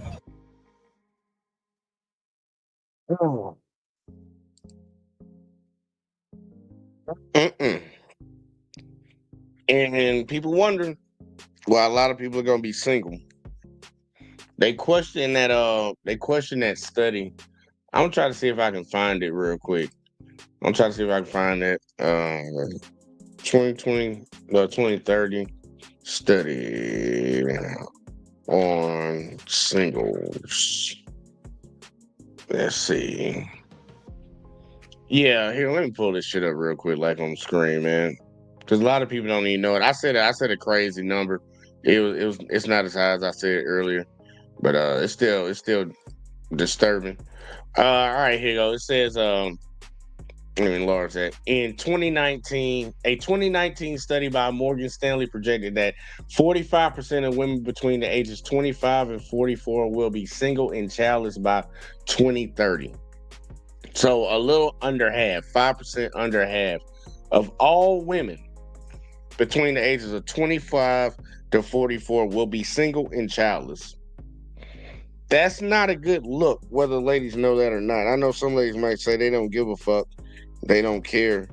I'm like, all right, if you say so. But I know women actually need more people around them. They need a man. They need family. They need friends. Men are better equipped to be by themselves. But 45%, that means that there are going to be a lot of men taking themselves out of the dating market, not wanting to deal with shit. And that's probably a response to what we just saw in that previous video. People don't know how to act and their mindset's not right. And they think that a man that's doing good for himself wants to get with that. And the problem, I will say this because this goes towards the men. This goes towards the men. The reason a lot of ladies are out here acting that type of way and doing these type of things is because men are still going for it. They confuse getting dick with men still want them, not understanding you win the game when you get a ring. We win the game when we get some pussy. You not winning just by getting dick down. But all these guys keep going around still fucking with these hoes. Like that fat girl that had a stomach out and shit, showing up, showing whatever the fuck she wants to show. There's a dude out there smashing her. That's why she think that shit cute. If men didn't check for women that wore shit like that or talk like that or had that type of mindset, women would have no choice but to change. Vice versa. When women set a standard for how they want men to conduct themselves in relationships in the dating market, if they didn't give it up to the fuck boys and the pookies and the ray rays, they would get what they want. But we got too many people just, fuck it. It's easy. I'll take it. I'm just living my life, YOLO. And then on top of that, we've taken away the social stigma, the social shame of people acting a certain type of way. I would be embarrassed if I was a father and saw my daughter out dressed like any of them chicks was out there dressed. I don't give a fuck if you is grown. That's some type of shit where I disown your ass. I mean, dead ass serious. That's some type of shit that I would be on. Because I'm like, I ain't raised you to be no hoe. And you're not going to go out here and disrespect the family. You want to do that, then go and take your ass on. I will separate myself. I ain't got no problem doing shit like that. And I think a lot of other people, a lot of fathers, a lot of mothers need to be on that type of time too. So that's disrespectful to your family name. Out here projecting yourself like a hoe. Don't nobody want to see that shit now. Well, a lot of people want to see it, but don't nobody want it to be theirs. But that's neither here nor there. That was just the dating shit. Now I got some clips for y'all. We made it to the clip section, y'all. I'm going to drop the link for anybody because I want to see if y'all got opinions on this stuff. I'm going to drop this shit in the chat real quick. Like, let me see. Yeah, let me drop this shit in here because I want to see if anybody got any opinions about these because I posted a few shorts throughout the week and I judge off the ones that do the best views. Will I bring them to the show and see if we can get an opinion? Now, I'm gonna do the best one, the most inspirational one last because we're going to end off on a good note. But I'm going to start off with the second to worst one. Now, the storyline is a mother has gotten into a relationship with a man and her grown daughters stay in her home, but the mother wants wants the man to move in with her. So now there's an issue that has been brought to the daughter's attentions, and I want to see what y'all think because I'm gonna give my breakdown on this shit. Let's see. Here we go. I mean, we have to pay rent. I'm sorry. We just need help around here. You never said nothing about rent before. Well, now I have to. I need you guys to help out. It's gonna be like $800 for each of you. Each? Yeah, girl, we pay $2,500 a month for rent here. So you want me to do rent and a bill? Well, that will include the bill. So we'll just scratch the bill. So the $800 will include help towards the bill. Where's all this coming from? Because you never mentioned any of this before. Well, now that he's here, this is... This is your house. Well, he's moving in. You never had a problem before. Well, no. He's gonna be the man of the house. I'm not paying rent. No. I'm not paying rent. We know. It's not even your decision. It's his. You barely know him. He's been here for like 2 months. And all of a stupid. sudden he's moving in and then you're telling us that we have to pay rent? Yeah, $800 we're each. getting married. Wow. This is gonna be our house. Well, he should be bringing some money. Right. I'm gonna play it one more time for the people in the back, just so you get a good understanding of what's going on right now. And we gonna talk about it because I know this one can go either way. I know I know the feelings that some people will have. This one can go either way. So one more time, let's hear it all the way through. What do you mean we have to pay rent? I'm sorry. We just need help around here. You never said nothing about rent before. Well, now I have to. I need you guys to help out. It's gonna be like $800 for each of you. Each? Yeah, girl, we pay $2,500 a month for rent here. So you want me to do rent and a bill? Well, that will include the bill. So we'll just scratch the bill. So the $800 will include help towards the bill. Where's all this coming from? Because you never mentioned any of this before. Well, now that he's here, this is... This is your house. Well, he's moving in. You never had a problem before. Well, now no. He's going to be the man of the house. I'm not paying rent. No. I'm not paying rent. We know. It's not even your decision. It's his. You barely know him. He's been here for like 2 months. And all of a stupid. sudden he's moving in, and then you're telling us that we have to pay rent? Yeah, $800 we're each. getting married. Wow. This is going to be our house. Well, he should be bringing some money. All right, now here you go. I'm gonna go ahead and say it right now. I can understand why the grown ladies, because they're grown, they're not no little babies and nothing like that. I can understand why they feel some type of way. Their mother's telling them that they're gonna have to come out the pocket and contribute to rent in the house as long as they're gonna stay here. And I know some people like that's haven't paid rent ever or whatever the fuck would feel some type of way, especially if they feel like it's coming from the new man that the mother is dealing with. And like, what the fuck? You didn't have us paying before. And I just want to get that side. I can understand it. But I'm going to tell you this. I don't give a fuck what the fuck they talking about.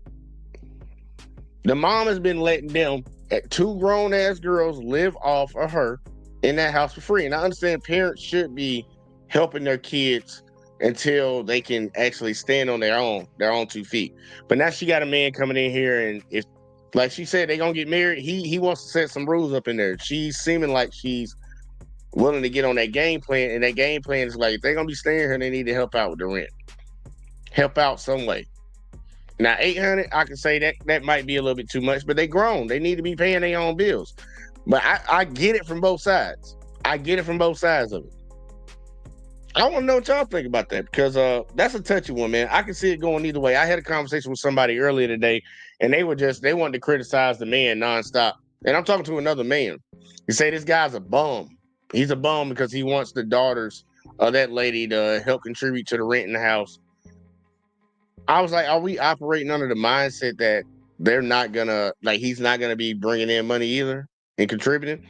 Because the way I'm thinking that being optimistic, the way I'm thinking it's going to go is he's going to come in and pay the other half of the rent, and he wants the girls to contribute if they're going to be there. The mom probably won't be paying nothing, or maybe helping out on a few bills here and there.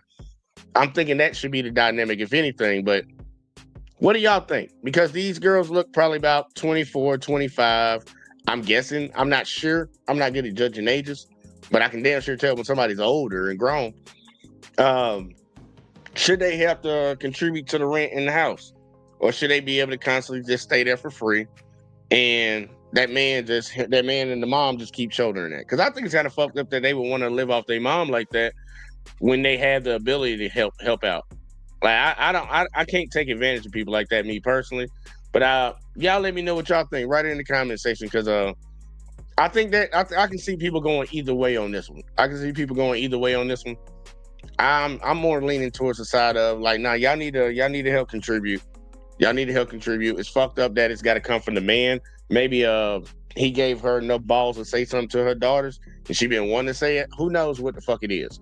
But if I stay with my dad or I stay with my mom, I'm gonna help out on the bills. I don't give a fuck that I'm your child. I know what I'm supposed to do. I'm living in here. I'm eating food. I'm using lights. I'm running water, taking up space. Like, you should help out.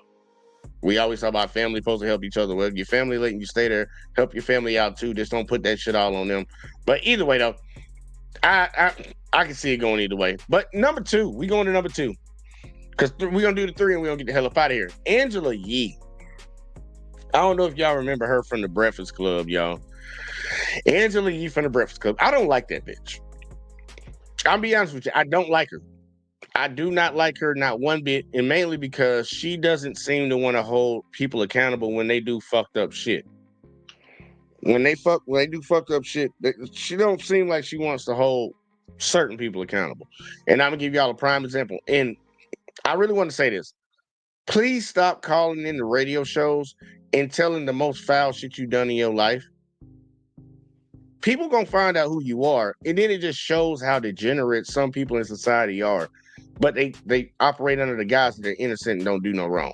Check this out. We're gonna play it twice, y'all. I want y'all to make sure y'all hear. I'm pregnant by my baby daddy's dad. Whoa! Wait, your baby daddy's dad, so the Grandfather. father-in-law. Yes. How did that happen? Like, how did y'all hook up? We met years ago and we fell in love maybe the last year. Oh, so you're in love. I'm in love. Whoa. Does your baby daddy know? He definitely doesn't. He does now. Are you going to tell him? When are you going to tell him is the real question. Well, I'm due next month, so maybe next month I have 1 month to figure it out. Did you have a baby shower yet? No, I haven't. Who does he think? I'm 37. I think I'm too old for baby showers. So. Who does he think you're pregnant by? Him. Wait, your baby daddy thinks it's his kid? Yes. Stay up, Angela.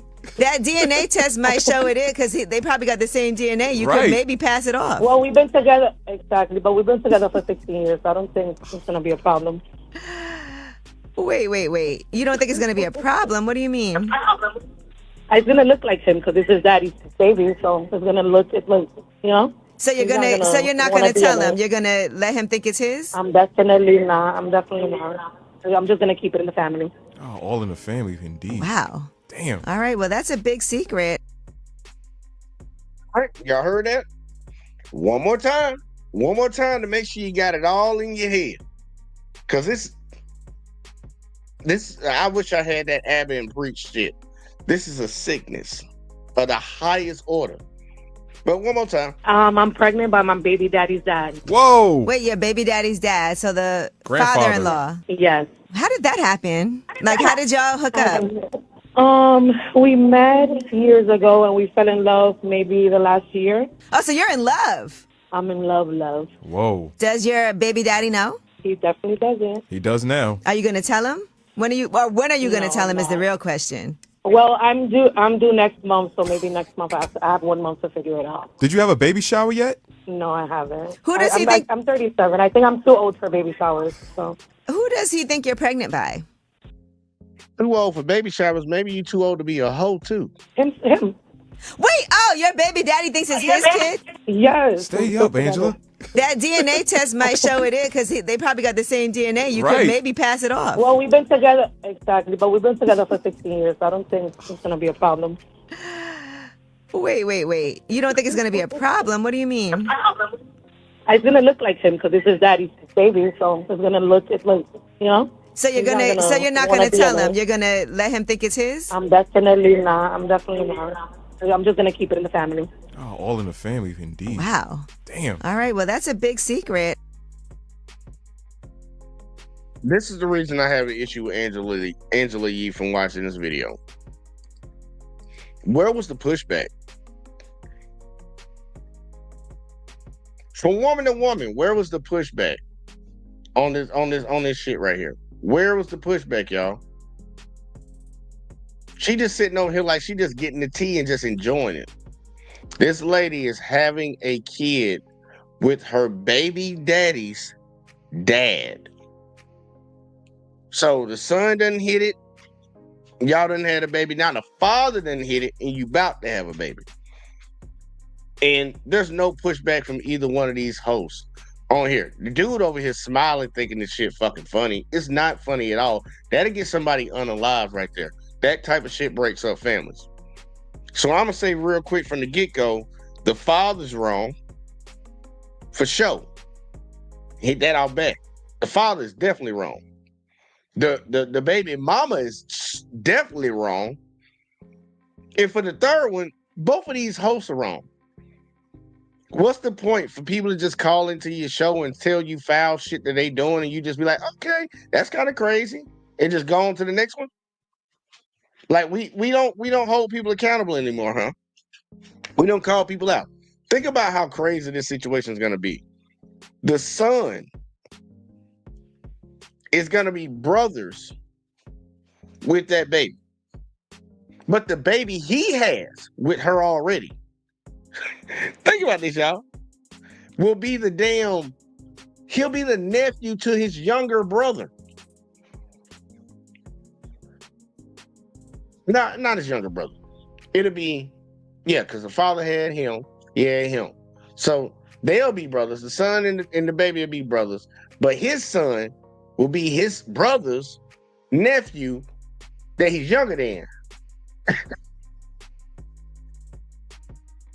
What the fuck kind of shit is this, y'all? This is a sickness. They say, I don't know if y'all did the study, y'all seen the study, but they were talking about how many men are raising kids that aren't theirs. Let me see, I'm gonna pull it up. Men are raising other men's kids. Yeah, there we go. Here we go. I want y'all to see this stat because this is just it's just stupid. All right, the number of men who are raising another man's child varies by study and population, but estimates range from 0.6% to 30%. There was another study that came out where 1 in 3 men that actually went out and got a paternity test found out that they are not the father. Not the father of the kids. Not the father of the kids, but they've been raising these kids. But this study says 0.6 up to 30%. I've seen numbers higher. This girl is about to have this man raise this child thinking that is his child. Her and the dad, I guess, they just gonna keep themselves a nice little secret and not tell the son, yeah, I've been smashing your baby mama. Yeah, that baby that you think is yours, well, that's actually your brother. Yeah, that's actually your brother. That's my child, not yours. People can end up unalived off of shit like this, man. But we live in a society right now where you hear this. This lady had the audacity to call into the radio show. Called in to tell this story. For what? Who knows? For what? Who knows? Because there's no shame in this world. And I just have a real big problem with the host not holding this person accountable. Not saying anything to him. So anybody that watches that type of shit, pays attention to the show, thinks that type of behavior is acceptable, and you're gonna end up getting somebody put in the grave. I'm just telling people that right now. That's get put in the grave type material right there. That's that level of type shit right there. That's foul. That's foul all the way around. The father, number one, and the girl, number two. Because the sad part, he can't get it unless she give it. So she obviously was trying to throw that pussy at the father. And his dumb ass went and took it. I just don't understand. But look, I said I wanted to end on a good note. I want to end on a good note, inspirational, y'all. I want to end on some inspirational shit. Because I want to see people get together. I want to see people be married. And when they get married, they need to understand there are certain things you need to do. You need to hold these things true in your relationship and your marriage. You need to take your vows seriously. But outside of your vows, there are things that you need to know that actually have a functioning, successful marriage. And this pastor said it straight up. We need more pastors like this when people are getting married. So y'all check it out real quick. Like, on you. I say to you, I say to him before I speak these vows. Never speak ill of your wife in front of your family. Never speak ill of your wife in front of your friends. At no time will you speak ill of your wife, because when you get back with her, what's going to happen is they're going to wonder why you with her, and they're not going to respect her at all. I say the exact same thing to you, Alexis, before all these people that are here today. Never disrespect your husband in front of your family or in front of your friends. When there's a problem in your marriage, don't go talk to another woman, because you got some snakes out there and they want to get what you got. Never talk to another man about your wife, because what you're not willing to put up with, he will. Let the church say amen. We're going to play it one more time. Listen to what that pastor said. So for y'all that want to get married, the ones that in the process or thinking about it in the future, take his words to heart. Hit it again, Pastor. Only on you. I say to you, I say to him before I speak these vows, never speak ill of your wife in front of your family. Never speak ill of your wife in front of your friends. At no time are you speak ill of your wife, because when you get back with her, what's going to happen is they're going to wonder why you with her, and they're not going to respect her at all. I say the exact same thing to you, Alexis, before all these people that are here today. Never disrespect your husband in front of your family or in front of your friends. When there's a problem in your marriage, don't go talk to another woman, because you got some snakes out there and they want to get what you got. Never talk. Now y'all heard that part right there where and he said don't. And we agree with the first part, gentlemen. Don't be running to your friends and your family talking shit about your girl or your wife, because they're gonna be looking at you crazy. They are gonna be looking at you crazy, and they're gonna be a resentment for this person, but they also gonna be looking at you like, why you still with that person? This person's so bad. But when it got to the part where he was telling the woman, don't be going and talking to your homegirls and all this shit. Listen to how the women in the crowd responded. I want y'all to hear how the women in the crowd responded. Don't talk to another woman, because you got some snakes out there and they want to get what you got. Never talk. You heard me? Yeah, you heard me in the back, right? To another man about your wife, because what you not willing to put up with, he will. That response that the ladies gave lets me know that they know that other women will try to take their man. You know, we always talk about women can't stand these guys that cheat, but there's just so many other women out here that are willing to go along with the get along. They'll know this guy has a girl and they'll still cheat with him, and vice versa. Vice versa, guys that do the exact same damn thing. Though I don't think we denying it on the side. We know guys do that dumb shit. I think that's a message that a lot of people need to take into their marriage. Because a lot of people, I think even in their personal relationships, I think we bring so many other people into our shit, and then we get confused with everybody else's opinion. And when people get out here and dog out the person that they're with left and right and talk about how bad they is, you really kind of look at them crazy when they go right back to them. Like, we know the cycle. We'll have a girl like, he ain't cheated on me, he's a piece of shit, I can't stand him. Next week, she right back with that motherfucker. And everybody on the side is looking like, what the fuck? They be like, yeah, man, she always talking crazy to me, man. She disrespect me and shit, man. I think she fucking with old buddy. I'm done with that bitch. Next week, right back with her. We in love. Don't say nothing about my girl. Don't say nothing about my man. Keep that shit to yourself. I know when I had issues in my relationship, I had to learn that shit the hard way too. Bringing other people into your relationship, man, people will sit around and prey on your relationship. A lot of people are jealous of a lot of other people. A lot of people want what other people got. And when you go out there and show weakness, you show fault, what's the first thing they're going to attack? They're going to attack that weakness.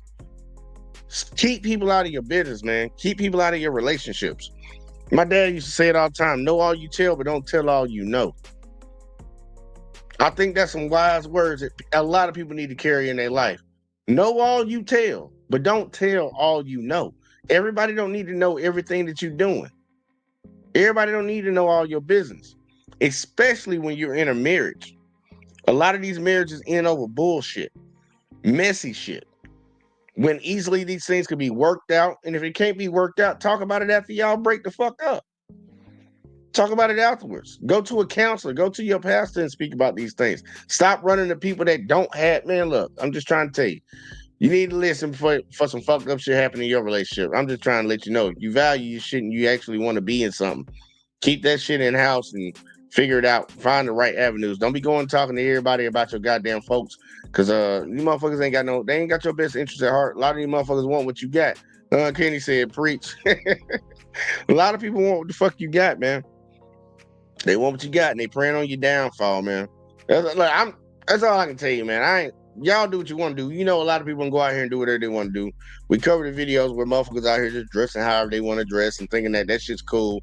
They don't give a fuck what the men say. Okay, Cap.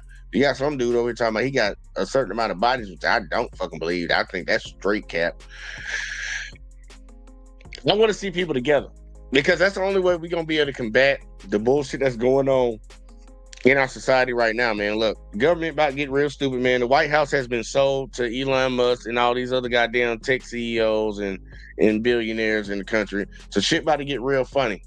The only way that we gonna be able to withstand and fight against this shit is if we're partnered up and start building communities and fighting against this shit. Because with all us being individuals out here just doing our own goddamn thing, you can easily conquer. That's why they call it divide and fucking conquer.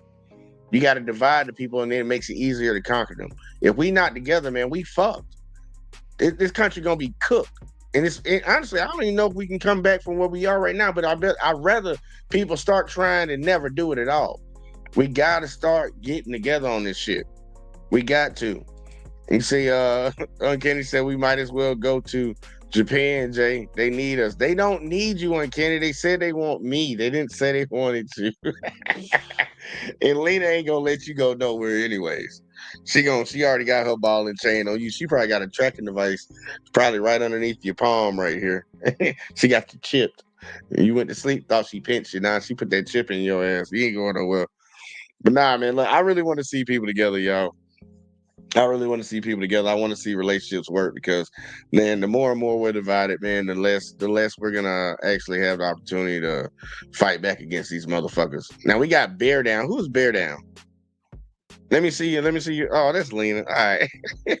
I got Lena in the building. Anywhere. Yeah, you ain't, tell his ass right now. He ain't going nowhere. That's right. Passport denied. Can't get shit. I was gonna say, hey Bookie, hey baby. Looking back at this stuff, like with the kids, well, I think 800 is steep. And how was it? That's a lot.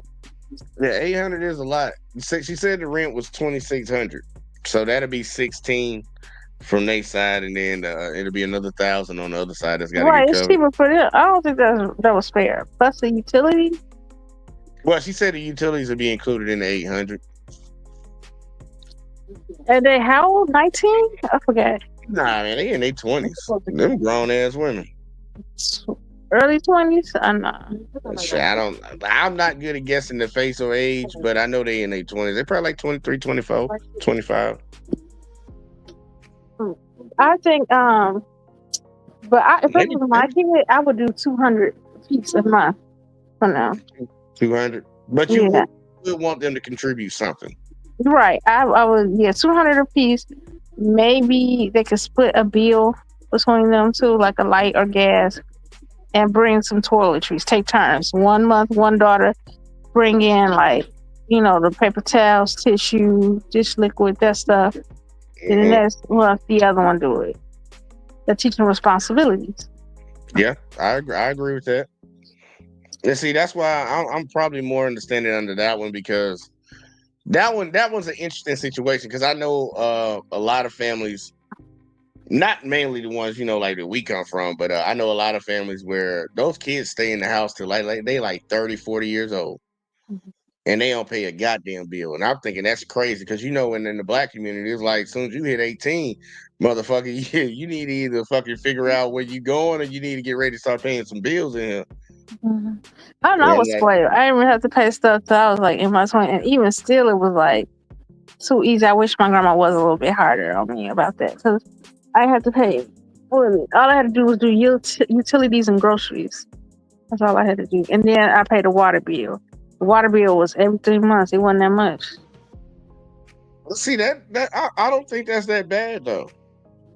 I thought it was too easy looking back. No, it is pretty easy though, but because I know the one time I stayed with my dad, I was like, just pay half the rent. When I got out of service, I'm gonna pay half the rent until I could get the fuck up out of there. And I didn't have an issue doing it, because it's like shit. Was I paying half? I was paying something. I feel like, look, I don't feel comfortable living up underneath somebody and not contributing, especially once you're grown. I would feel some type of way. But I do agree with you that it will help build responsibility, and it'll kind of get you in the mindset of understanding, like, once you move outside of this house, you're gonna be paying bills, so you might as well go ahead and get used to it right now. You'll still be able to save because you're not spending all your money, but you're gonna help out around this motherfucker. I think that does help build character, and get kids prepared to go out into the world. Now I understand the other girls in a way, but in a way I don't. Like, I don't like the term. Did they say bad bees? They refer to themselves as bad bitches? Yeah, those girls are standing like, and she was talking about her nails is 150 every 2 weeks. Yeah. That bitch called herself a bad bitch. Talk on that for a second. I'm coming right back. I gotta grab something. Okay. With the bad bees, I don't like the framing. I guess I understand what they meant. However, nails, hair, and stuff. If a man could afford it and he asked what was in return, I think a loving relationship plus support. You have somebody cook, clean, have your kids. I think that's almost fair if they can afford it. You know, it's like a give and take. Huh? Say that again. I understand it to a certain extent. What you understand? That, you know, he was saying what you get in return. If you get in return someone that's cook and clean every day and bear your kids loyalty. Now kids is joint because you want kids, not just the guy that want kids, you want kids too. But you know, but your body is, you know, out of whack. You're gonna have to carry the child, you know, you have to take care. It does put a toll on you. You won't have to really work. Like, you can't really work like that. So I understand if you know,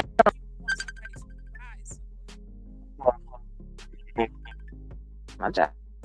No. Yeah, I'm texting. But yeah, that's too much. I mean, I don't think that's too much. Well, here, I gotta ask I think a it's question. fair. Why do we always? Because I hear it a lot when I hear ladies say, "Well, we cook for you, we clean for you, we bury your children." Why do we keep putting the kids part in there? That always bothers me when I hear that. Why we put the kid part in there? Because a woman will, if you're having a kid and you know it's joint, you know you're both in this because you want kids, a woman will be out of commission. Naturally, she's gonna have to carry the child. She's gonna have to recruit, you know, at least 6 weeks to heal. Yeah, I get that, but that should be within inside of a marriage. I think when most people say it, they referring to just being in a relationship and having a kid. Was that what Whether you you're in referring a to? marriage or not, let's say you don't believe in marriage, it's fine. But you and that person agree to have a kid, then you should help compensate. You should be responsible for that person. I think if two people make a conscious decision to have a kid, I would think if they made a conscious decision to have a kid, they would already have a plan ahead of time. I think most people that say that don't plan to have the kids. I don't think most kids. Well, here you give me a number on a scale of 1 to 100. What percent of people you think plan to actually have the kids that they have today?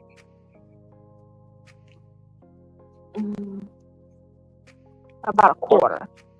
You think 25%? Mm-hmm. That's pretty bad, though, ain't it? Yeah. Like, so 75%, I would say 75% shouldn't use the kid argument because it's not something that's a conscious decision. It's a conscious decision in the sense of you kind of like, fuck it. I'm just gonna shoot this thing up raw and I'm just gonna let him hit this bitch raw and shit like that. It's a conscious decision in that sense, but it's like people not planning ahead and thinking about the consequences of their actions. Like the cooking and the cleaning part, I believe you should show, like, here, a man should show a woman. Well, you tell me if you disagree. A man should show a woman that he's worthy of being her husband. Agree or disagree? Agree. So also a woman should show a man that she's qualified to be his wife, right? I agree. So like cooking and cleaning would come along with it, and providing and protecting would come along with it. But remember, I always say this to people. Those are job titles and responsibilities for married couples, not for dating.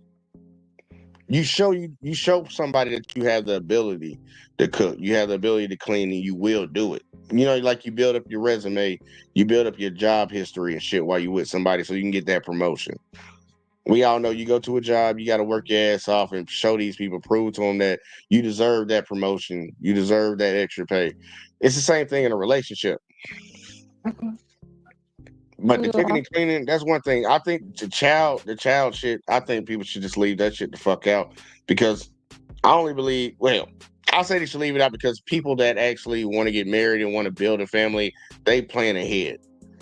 We got a lot of oops families around here. That's what I'm start calling it, oops families. But I think people should talk about child caring and how you parent, because you'd be surprised how many people start arguments and stuff and fight over parenting. Because like me and my father, my child, we had arguments about parenting and what to do or whatever. So I think a lot of people don't do that. Yeah, I agree. A lot of people don't. And people do need to start planning shit out and stop just going with the flow, going with the vibe, as they like to say nowadays. Because that look, you might be with somebody and have a kid with somebody within the first fucking month that y'all been talking to each other, and y'all can't stand each other 2 months later.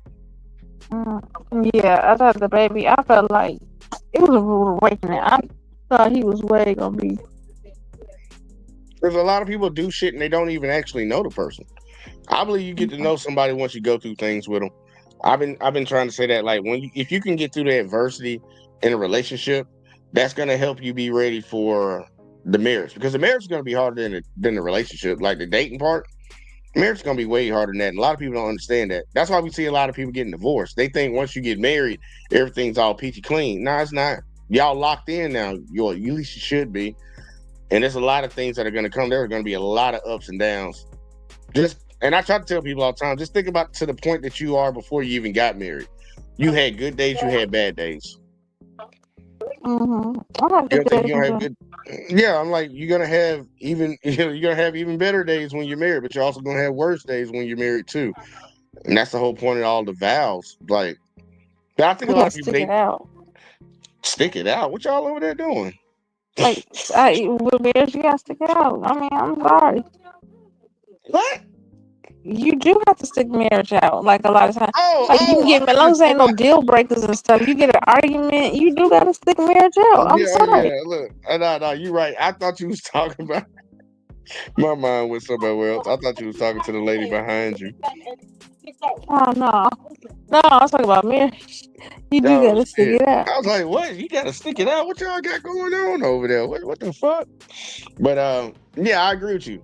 I believe a lot of people need to start taking their vows seriously, because I know Let me a lot call of y'all people. back. Okay, hit the floor. All right. You got the I what? said call y'all back. Yeah, I'm at work. All right, here I come. All right. Lena, get to work. This is terrible.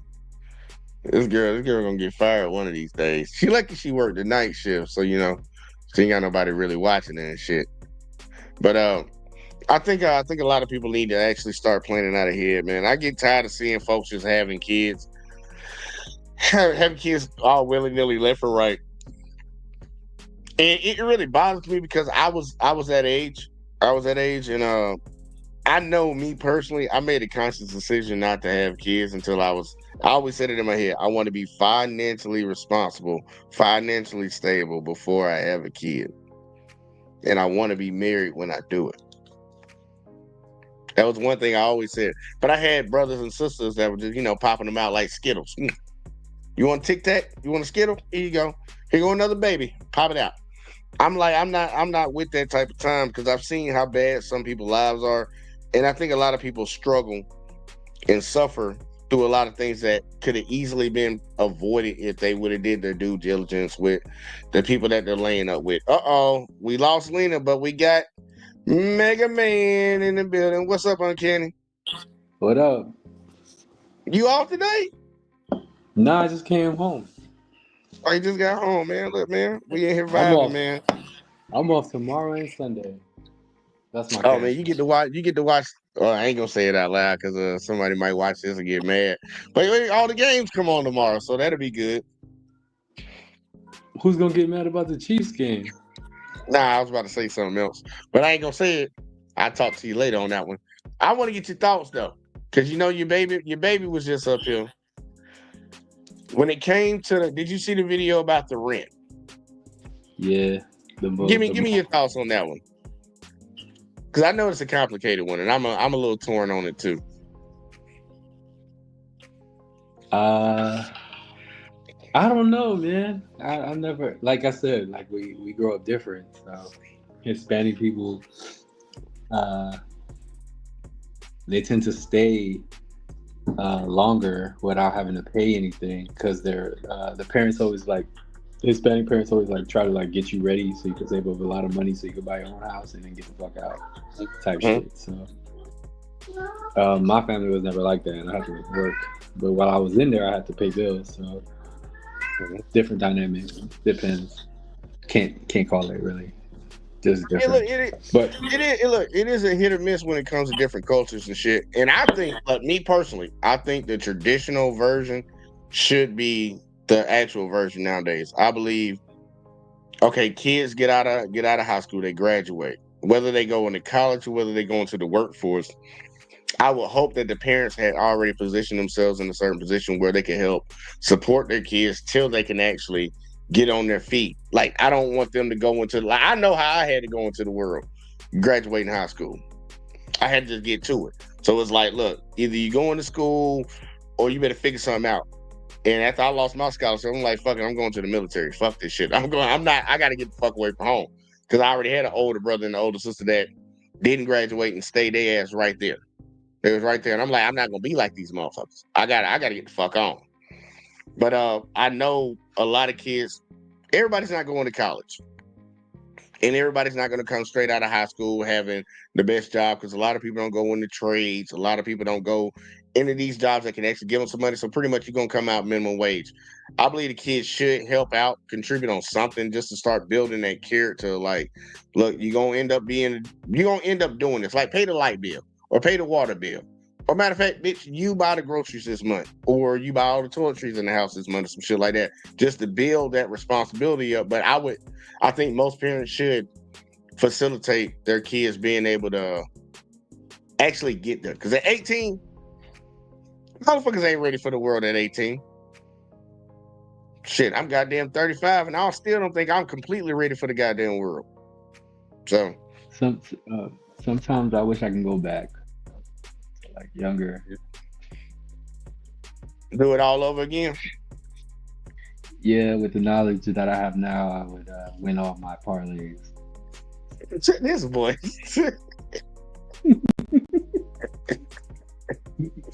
I'm about to say, I ain't gonna hold you.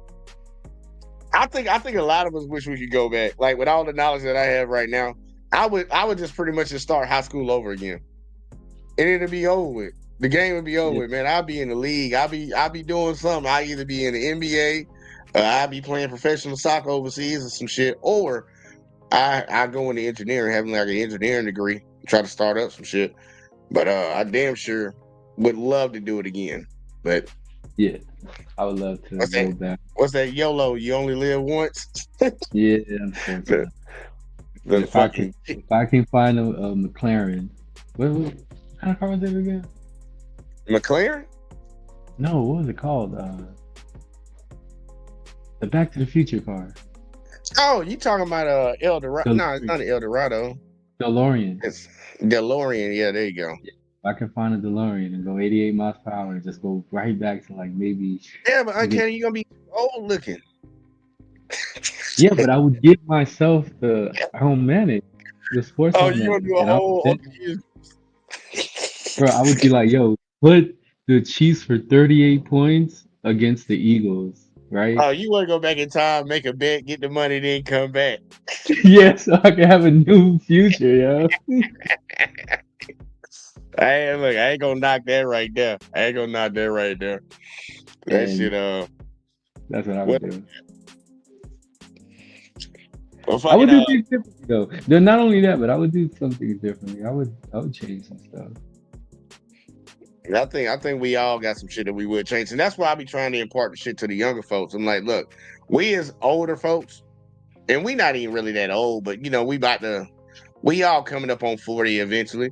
Say, look, we trying to tell y'all dumb motherfuckers, like, look, don't repeat the same mistakes that we did.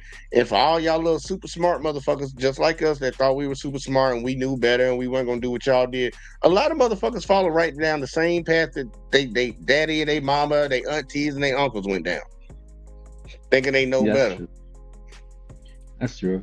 My dad's a chef and my mom's a chef, and I'm starting to cook. But not like them though. They're great chefs. I don't even think I'm that great. Hey, look, cooking is just trial and error, fucking around with shit and figuring out what the fuck you like. Cause I told you I went to school for cooking, and I love to do it. But it's like half of the shit I learned, I just cook off of taste. I cook off of taste, and you just know temperatures and shit.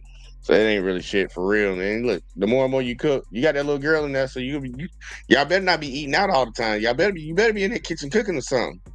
Nah, I ain't.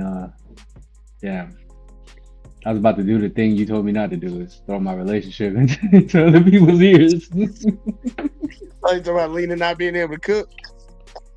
Nah, Lena cooks, but she be going out all the time. I'll be like. You can't be doing that. So you gotta cut that shit back, baby girl. Yeah, but yeah, I mean, she liked my cooking, my daughter. She likes it. I honestly don't cook the way she thinks I do. I just use the same ingredients that my dad taught me, and I just do it all the time on everything. Chicken, pork chops, everything. Like, my goddamn internet fucking went out for a second, so I ain't hear shit you just said. Oh, I said I use the same recipe for every protein. She just likes the recipe. I don't change it. Salt, pepper, garlic pepper? Or ain't garlic powder? No, my dad has this remedy when he does pork chops. He puts water. You're gonna laugh. You're gonna be like, what the fuck? Hit me with it. I'm ready to hear. He puts oil with vinegar. Okay.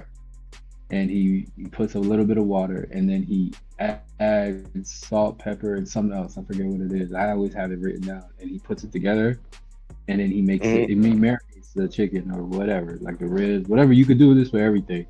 He lets it marinate, and then he puts it at I think he told me 350 in the oven. He bakes it, and he just leaves it there for like an hour and a half maybe, and then boom, and you just put it with rice, and that's it. That's all I be doing. And my daughter loves it every time. It's just the same fucking recipe. I haven't switched up. I haven't learned no new recipe, nothing. It's just been the same formula. Hey, look, if it ain't broke, don't fix it. I can see the vinegar give it a little, you give a little acidity to it, and then put it in the oven. Shit's gonna soak up all the flavors every time. That's why I like cooking it. I like cooking in the oven, and then I use my air fryer a lot.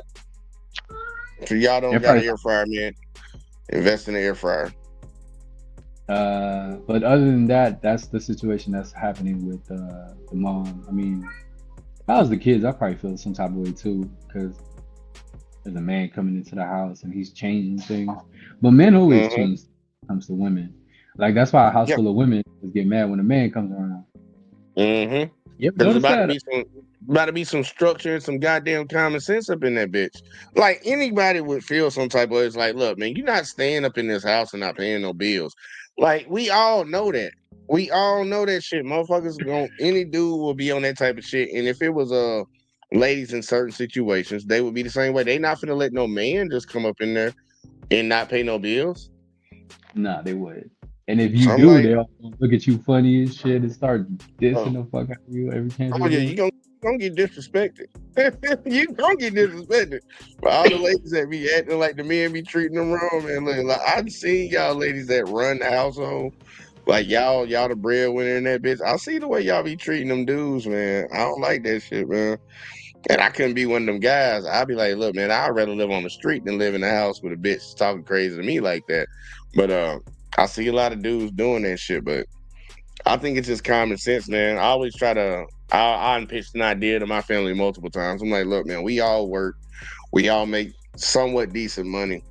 Man, look, we can go buy a big ass motherfucking house with enough room for all y'all kids and everybody had their own room. We could all contribute. We have a nice space in a nice area. We can all do it. But motherfuckers don't feel like, well, if I'm here, I shouldn't have to pay that and all this stuff. I'm like, look, it'll never work because you feel like, well, whatever the fuck. I just don't understand. I don't understand the mindset that some people have. But I believe everybody should have to contribute one way or another. Like I don't believe in a free ride for shit, even if it's your family. Kids, I give them time, but I can understand how the girls would feel. First off, they're girls. And yeah, like you said, there's a man coming into the house. So I get it. I get it. Men always change things when they come into a house. Yeah. Well, it's just the truth. That's just what it is. Either it's good or bad, they always change things. And there's gonna be some change. Look, you added another number to the equation. It's gotta change. It's gotta change. And I blame the mom a little bit too for this shit because she wasn't having her kids contribute.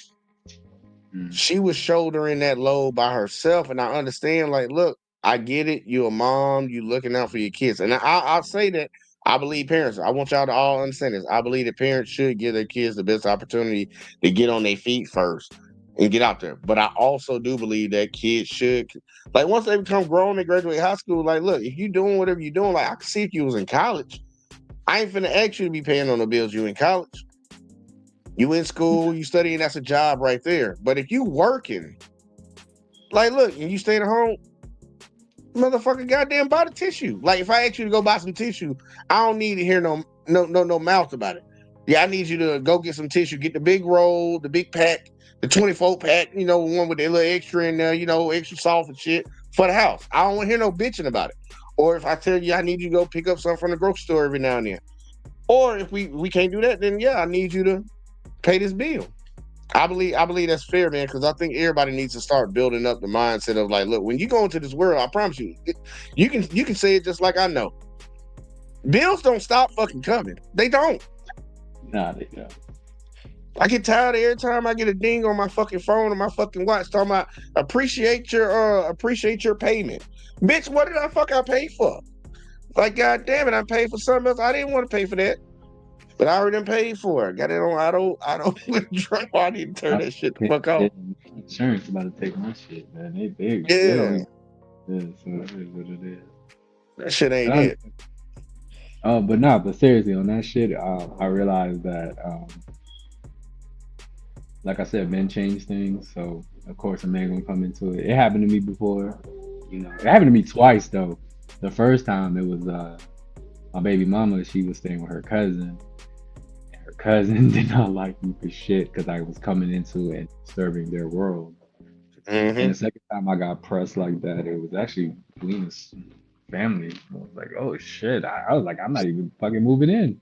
But I got pressed so fucking bad. They're like, because I was changing, Oh, you talking about when you went up there? Yeah, because I was coming around and they were like, who the fuck is he? And why the fuck is he here? You're not gonna take Lena from me type shit. I was like, oh, whoa, I didn't even think about that. You should have told him, calm down, Jamal. Don't pull out the 9. God damn, I'm just visiting, motherfucker. Yeah, no, dog, I got pressed so bad. I was like, I didn't even think about that. Y'all like moving too fast for me. I didn't even think about that. But I guess Lena, I don't know what she be telling them. Hey man, look, mother, there ain't no telling what she been saying on her side and shit, but you don't know what the fuck they know and what they don't know. And motherfucker probably thought you gonna get pressed anyways, regardless. Like you already know how it is. Any girl you've never been with, you meet their family.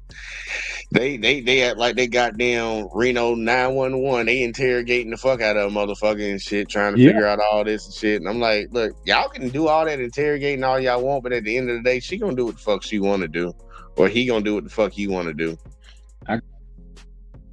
I got interrogated by 2 people. I had to explain myself. One, I am not trying to replace your father. That was a weird conversation, but I had to keep telling her, I know you have a father. I am not trying to be, that was weird. Not trying to be your daddy. Nope. And that's a weird conversation to have, especially with a 11-year-old at the time. And then the second conversation was, I am not they clean out of this house, she's not moving in with me, no type of shit like that. Because she was like, she comfortable, like the way she was like, oh shit, you're not taking me away from here. Yeah, you not fucking my shit up. Yeah, I don't know what the fuck going on in there, but I was just like, you know, it is what it is. So like I said, whenever a man comes around. Hey, look, it must be good. They daughter must like it up there. This motherfucker not coming up here. I'm not moving. We ain't going nowhere. I'm graduating from this motherfucker. Like, I kind of know how it is, in a sense, though, because I know we moved as kids. Like not my senior year, but a year I was supposed to go to high school. Went from one city to another. Did not want to move, bro. Did not. I don't want no fucking change. All my friends are here. I'm comfortable with where everything is right now. It's like, nah, had to get up and go. Had to get up and go. But I can see a kid trying to fight that off. That's pretty fucking funny though. You over there getting interrogated. That is weird. And for a while, she hated my guts. Sound about right. And I'm like, man, up and downs, but it is, you know, it's all part of dealing with a woman who has a kid type shit. Like, you know. Yeah, come with the territory, man. Come with the territory. Well, here, check it. I want to ask you about the other video, and then we're gonna slide the fuck up out of here. Did you see the one with Angela Yee about the girl having a baby by her baby daddy's dad? Did you see that? Mm-hmm. All right, give me your thoughts on that real quick. Like, I was trying to avoid that. I was out there trying to have some positive conversation, man. I gotta get your thoughts on it, man, because that shit was crazy. First of all, like, how the man, so how did this happen? Like, how? It's some real fucked up shit. Why is she still with him? He must be. Look, this is one thing I've always contemplated, because I see different situations. He might be a good dude. He might have his money together, and she probably thinks he'll be a good father, but it was something about his dad that made her want to throw that cat at him. She's like, I don't want to fuck up the family I already got, but you know, I did make a baby with him, but we could just... He can't be that bad of a guy, because if he was a bad guy, she would probably throw it in his face and tell him, yeah, I had a baby with your daddy and I ain't being with you no more, or whatever the fuck. But she said she wanted to keep it a secret, and she ain't gonna never tell him. I don't know. You remember back in the day when women would be like, I would smash your dad, you know, to get back at you. Mm-hmm. She took this shit literal, I guess, because she did it. And that's crazy work. Like, how does she even know the baby is the father's if she's still dealing with the son?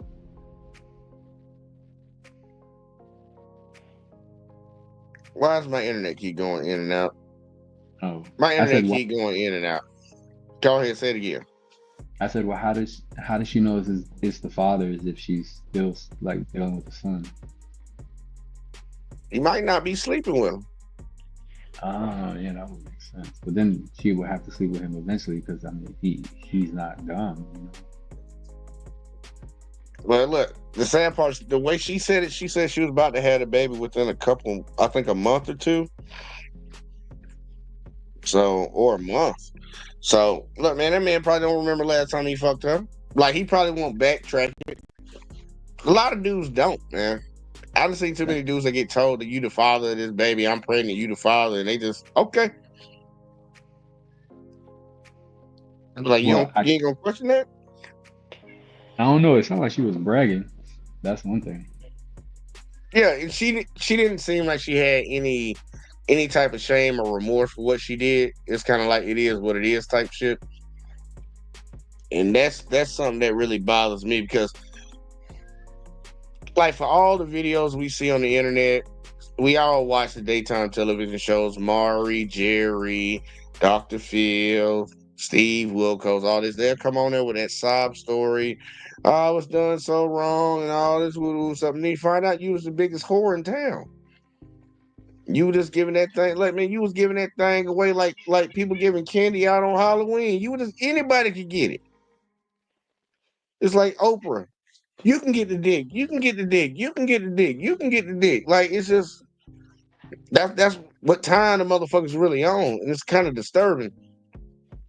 But no, I think that the woman has like, I think she's a horrible person. I think she has some evil intent. That's really mean. You know what I'm saying? Like, I wouldn't want to know my dad birth my new baby. Like, that's just something I wouldn't want to know.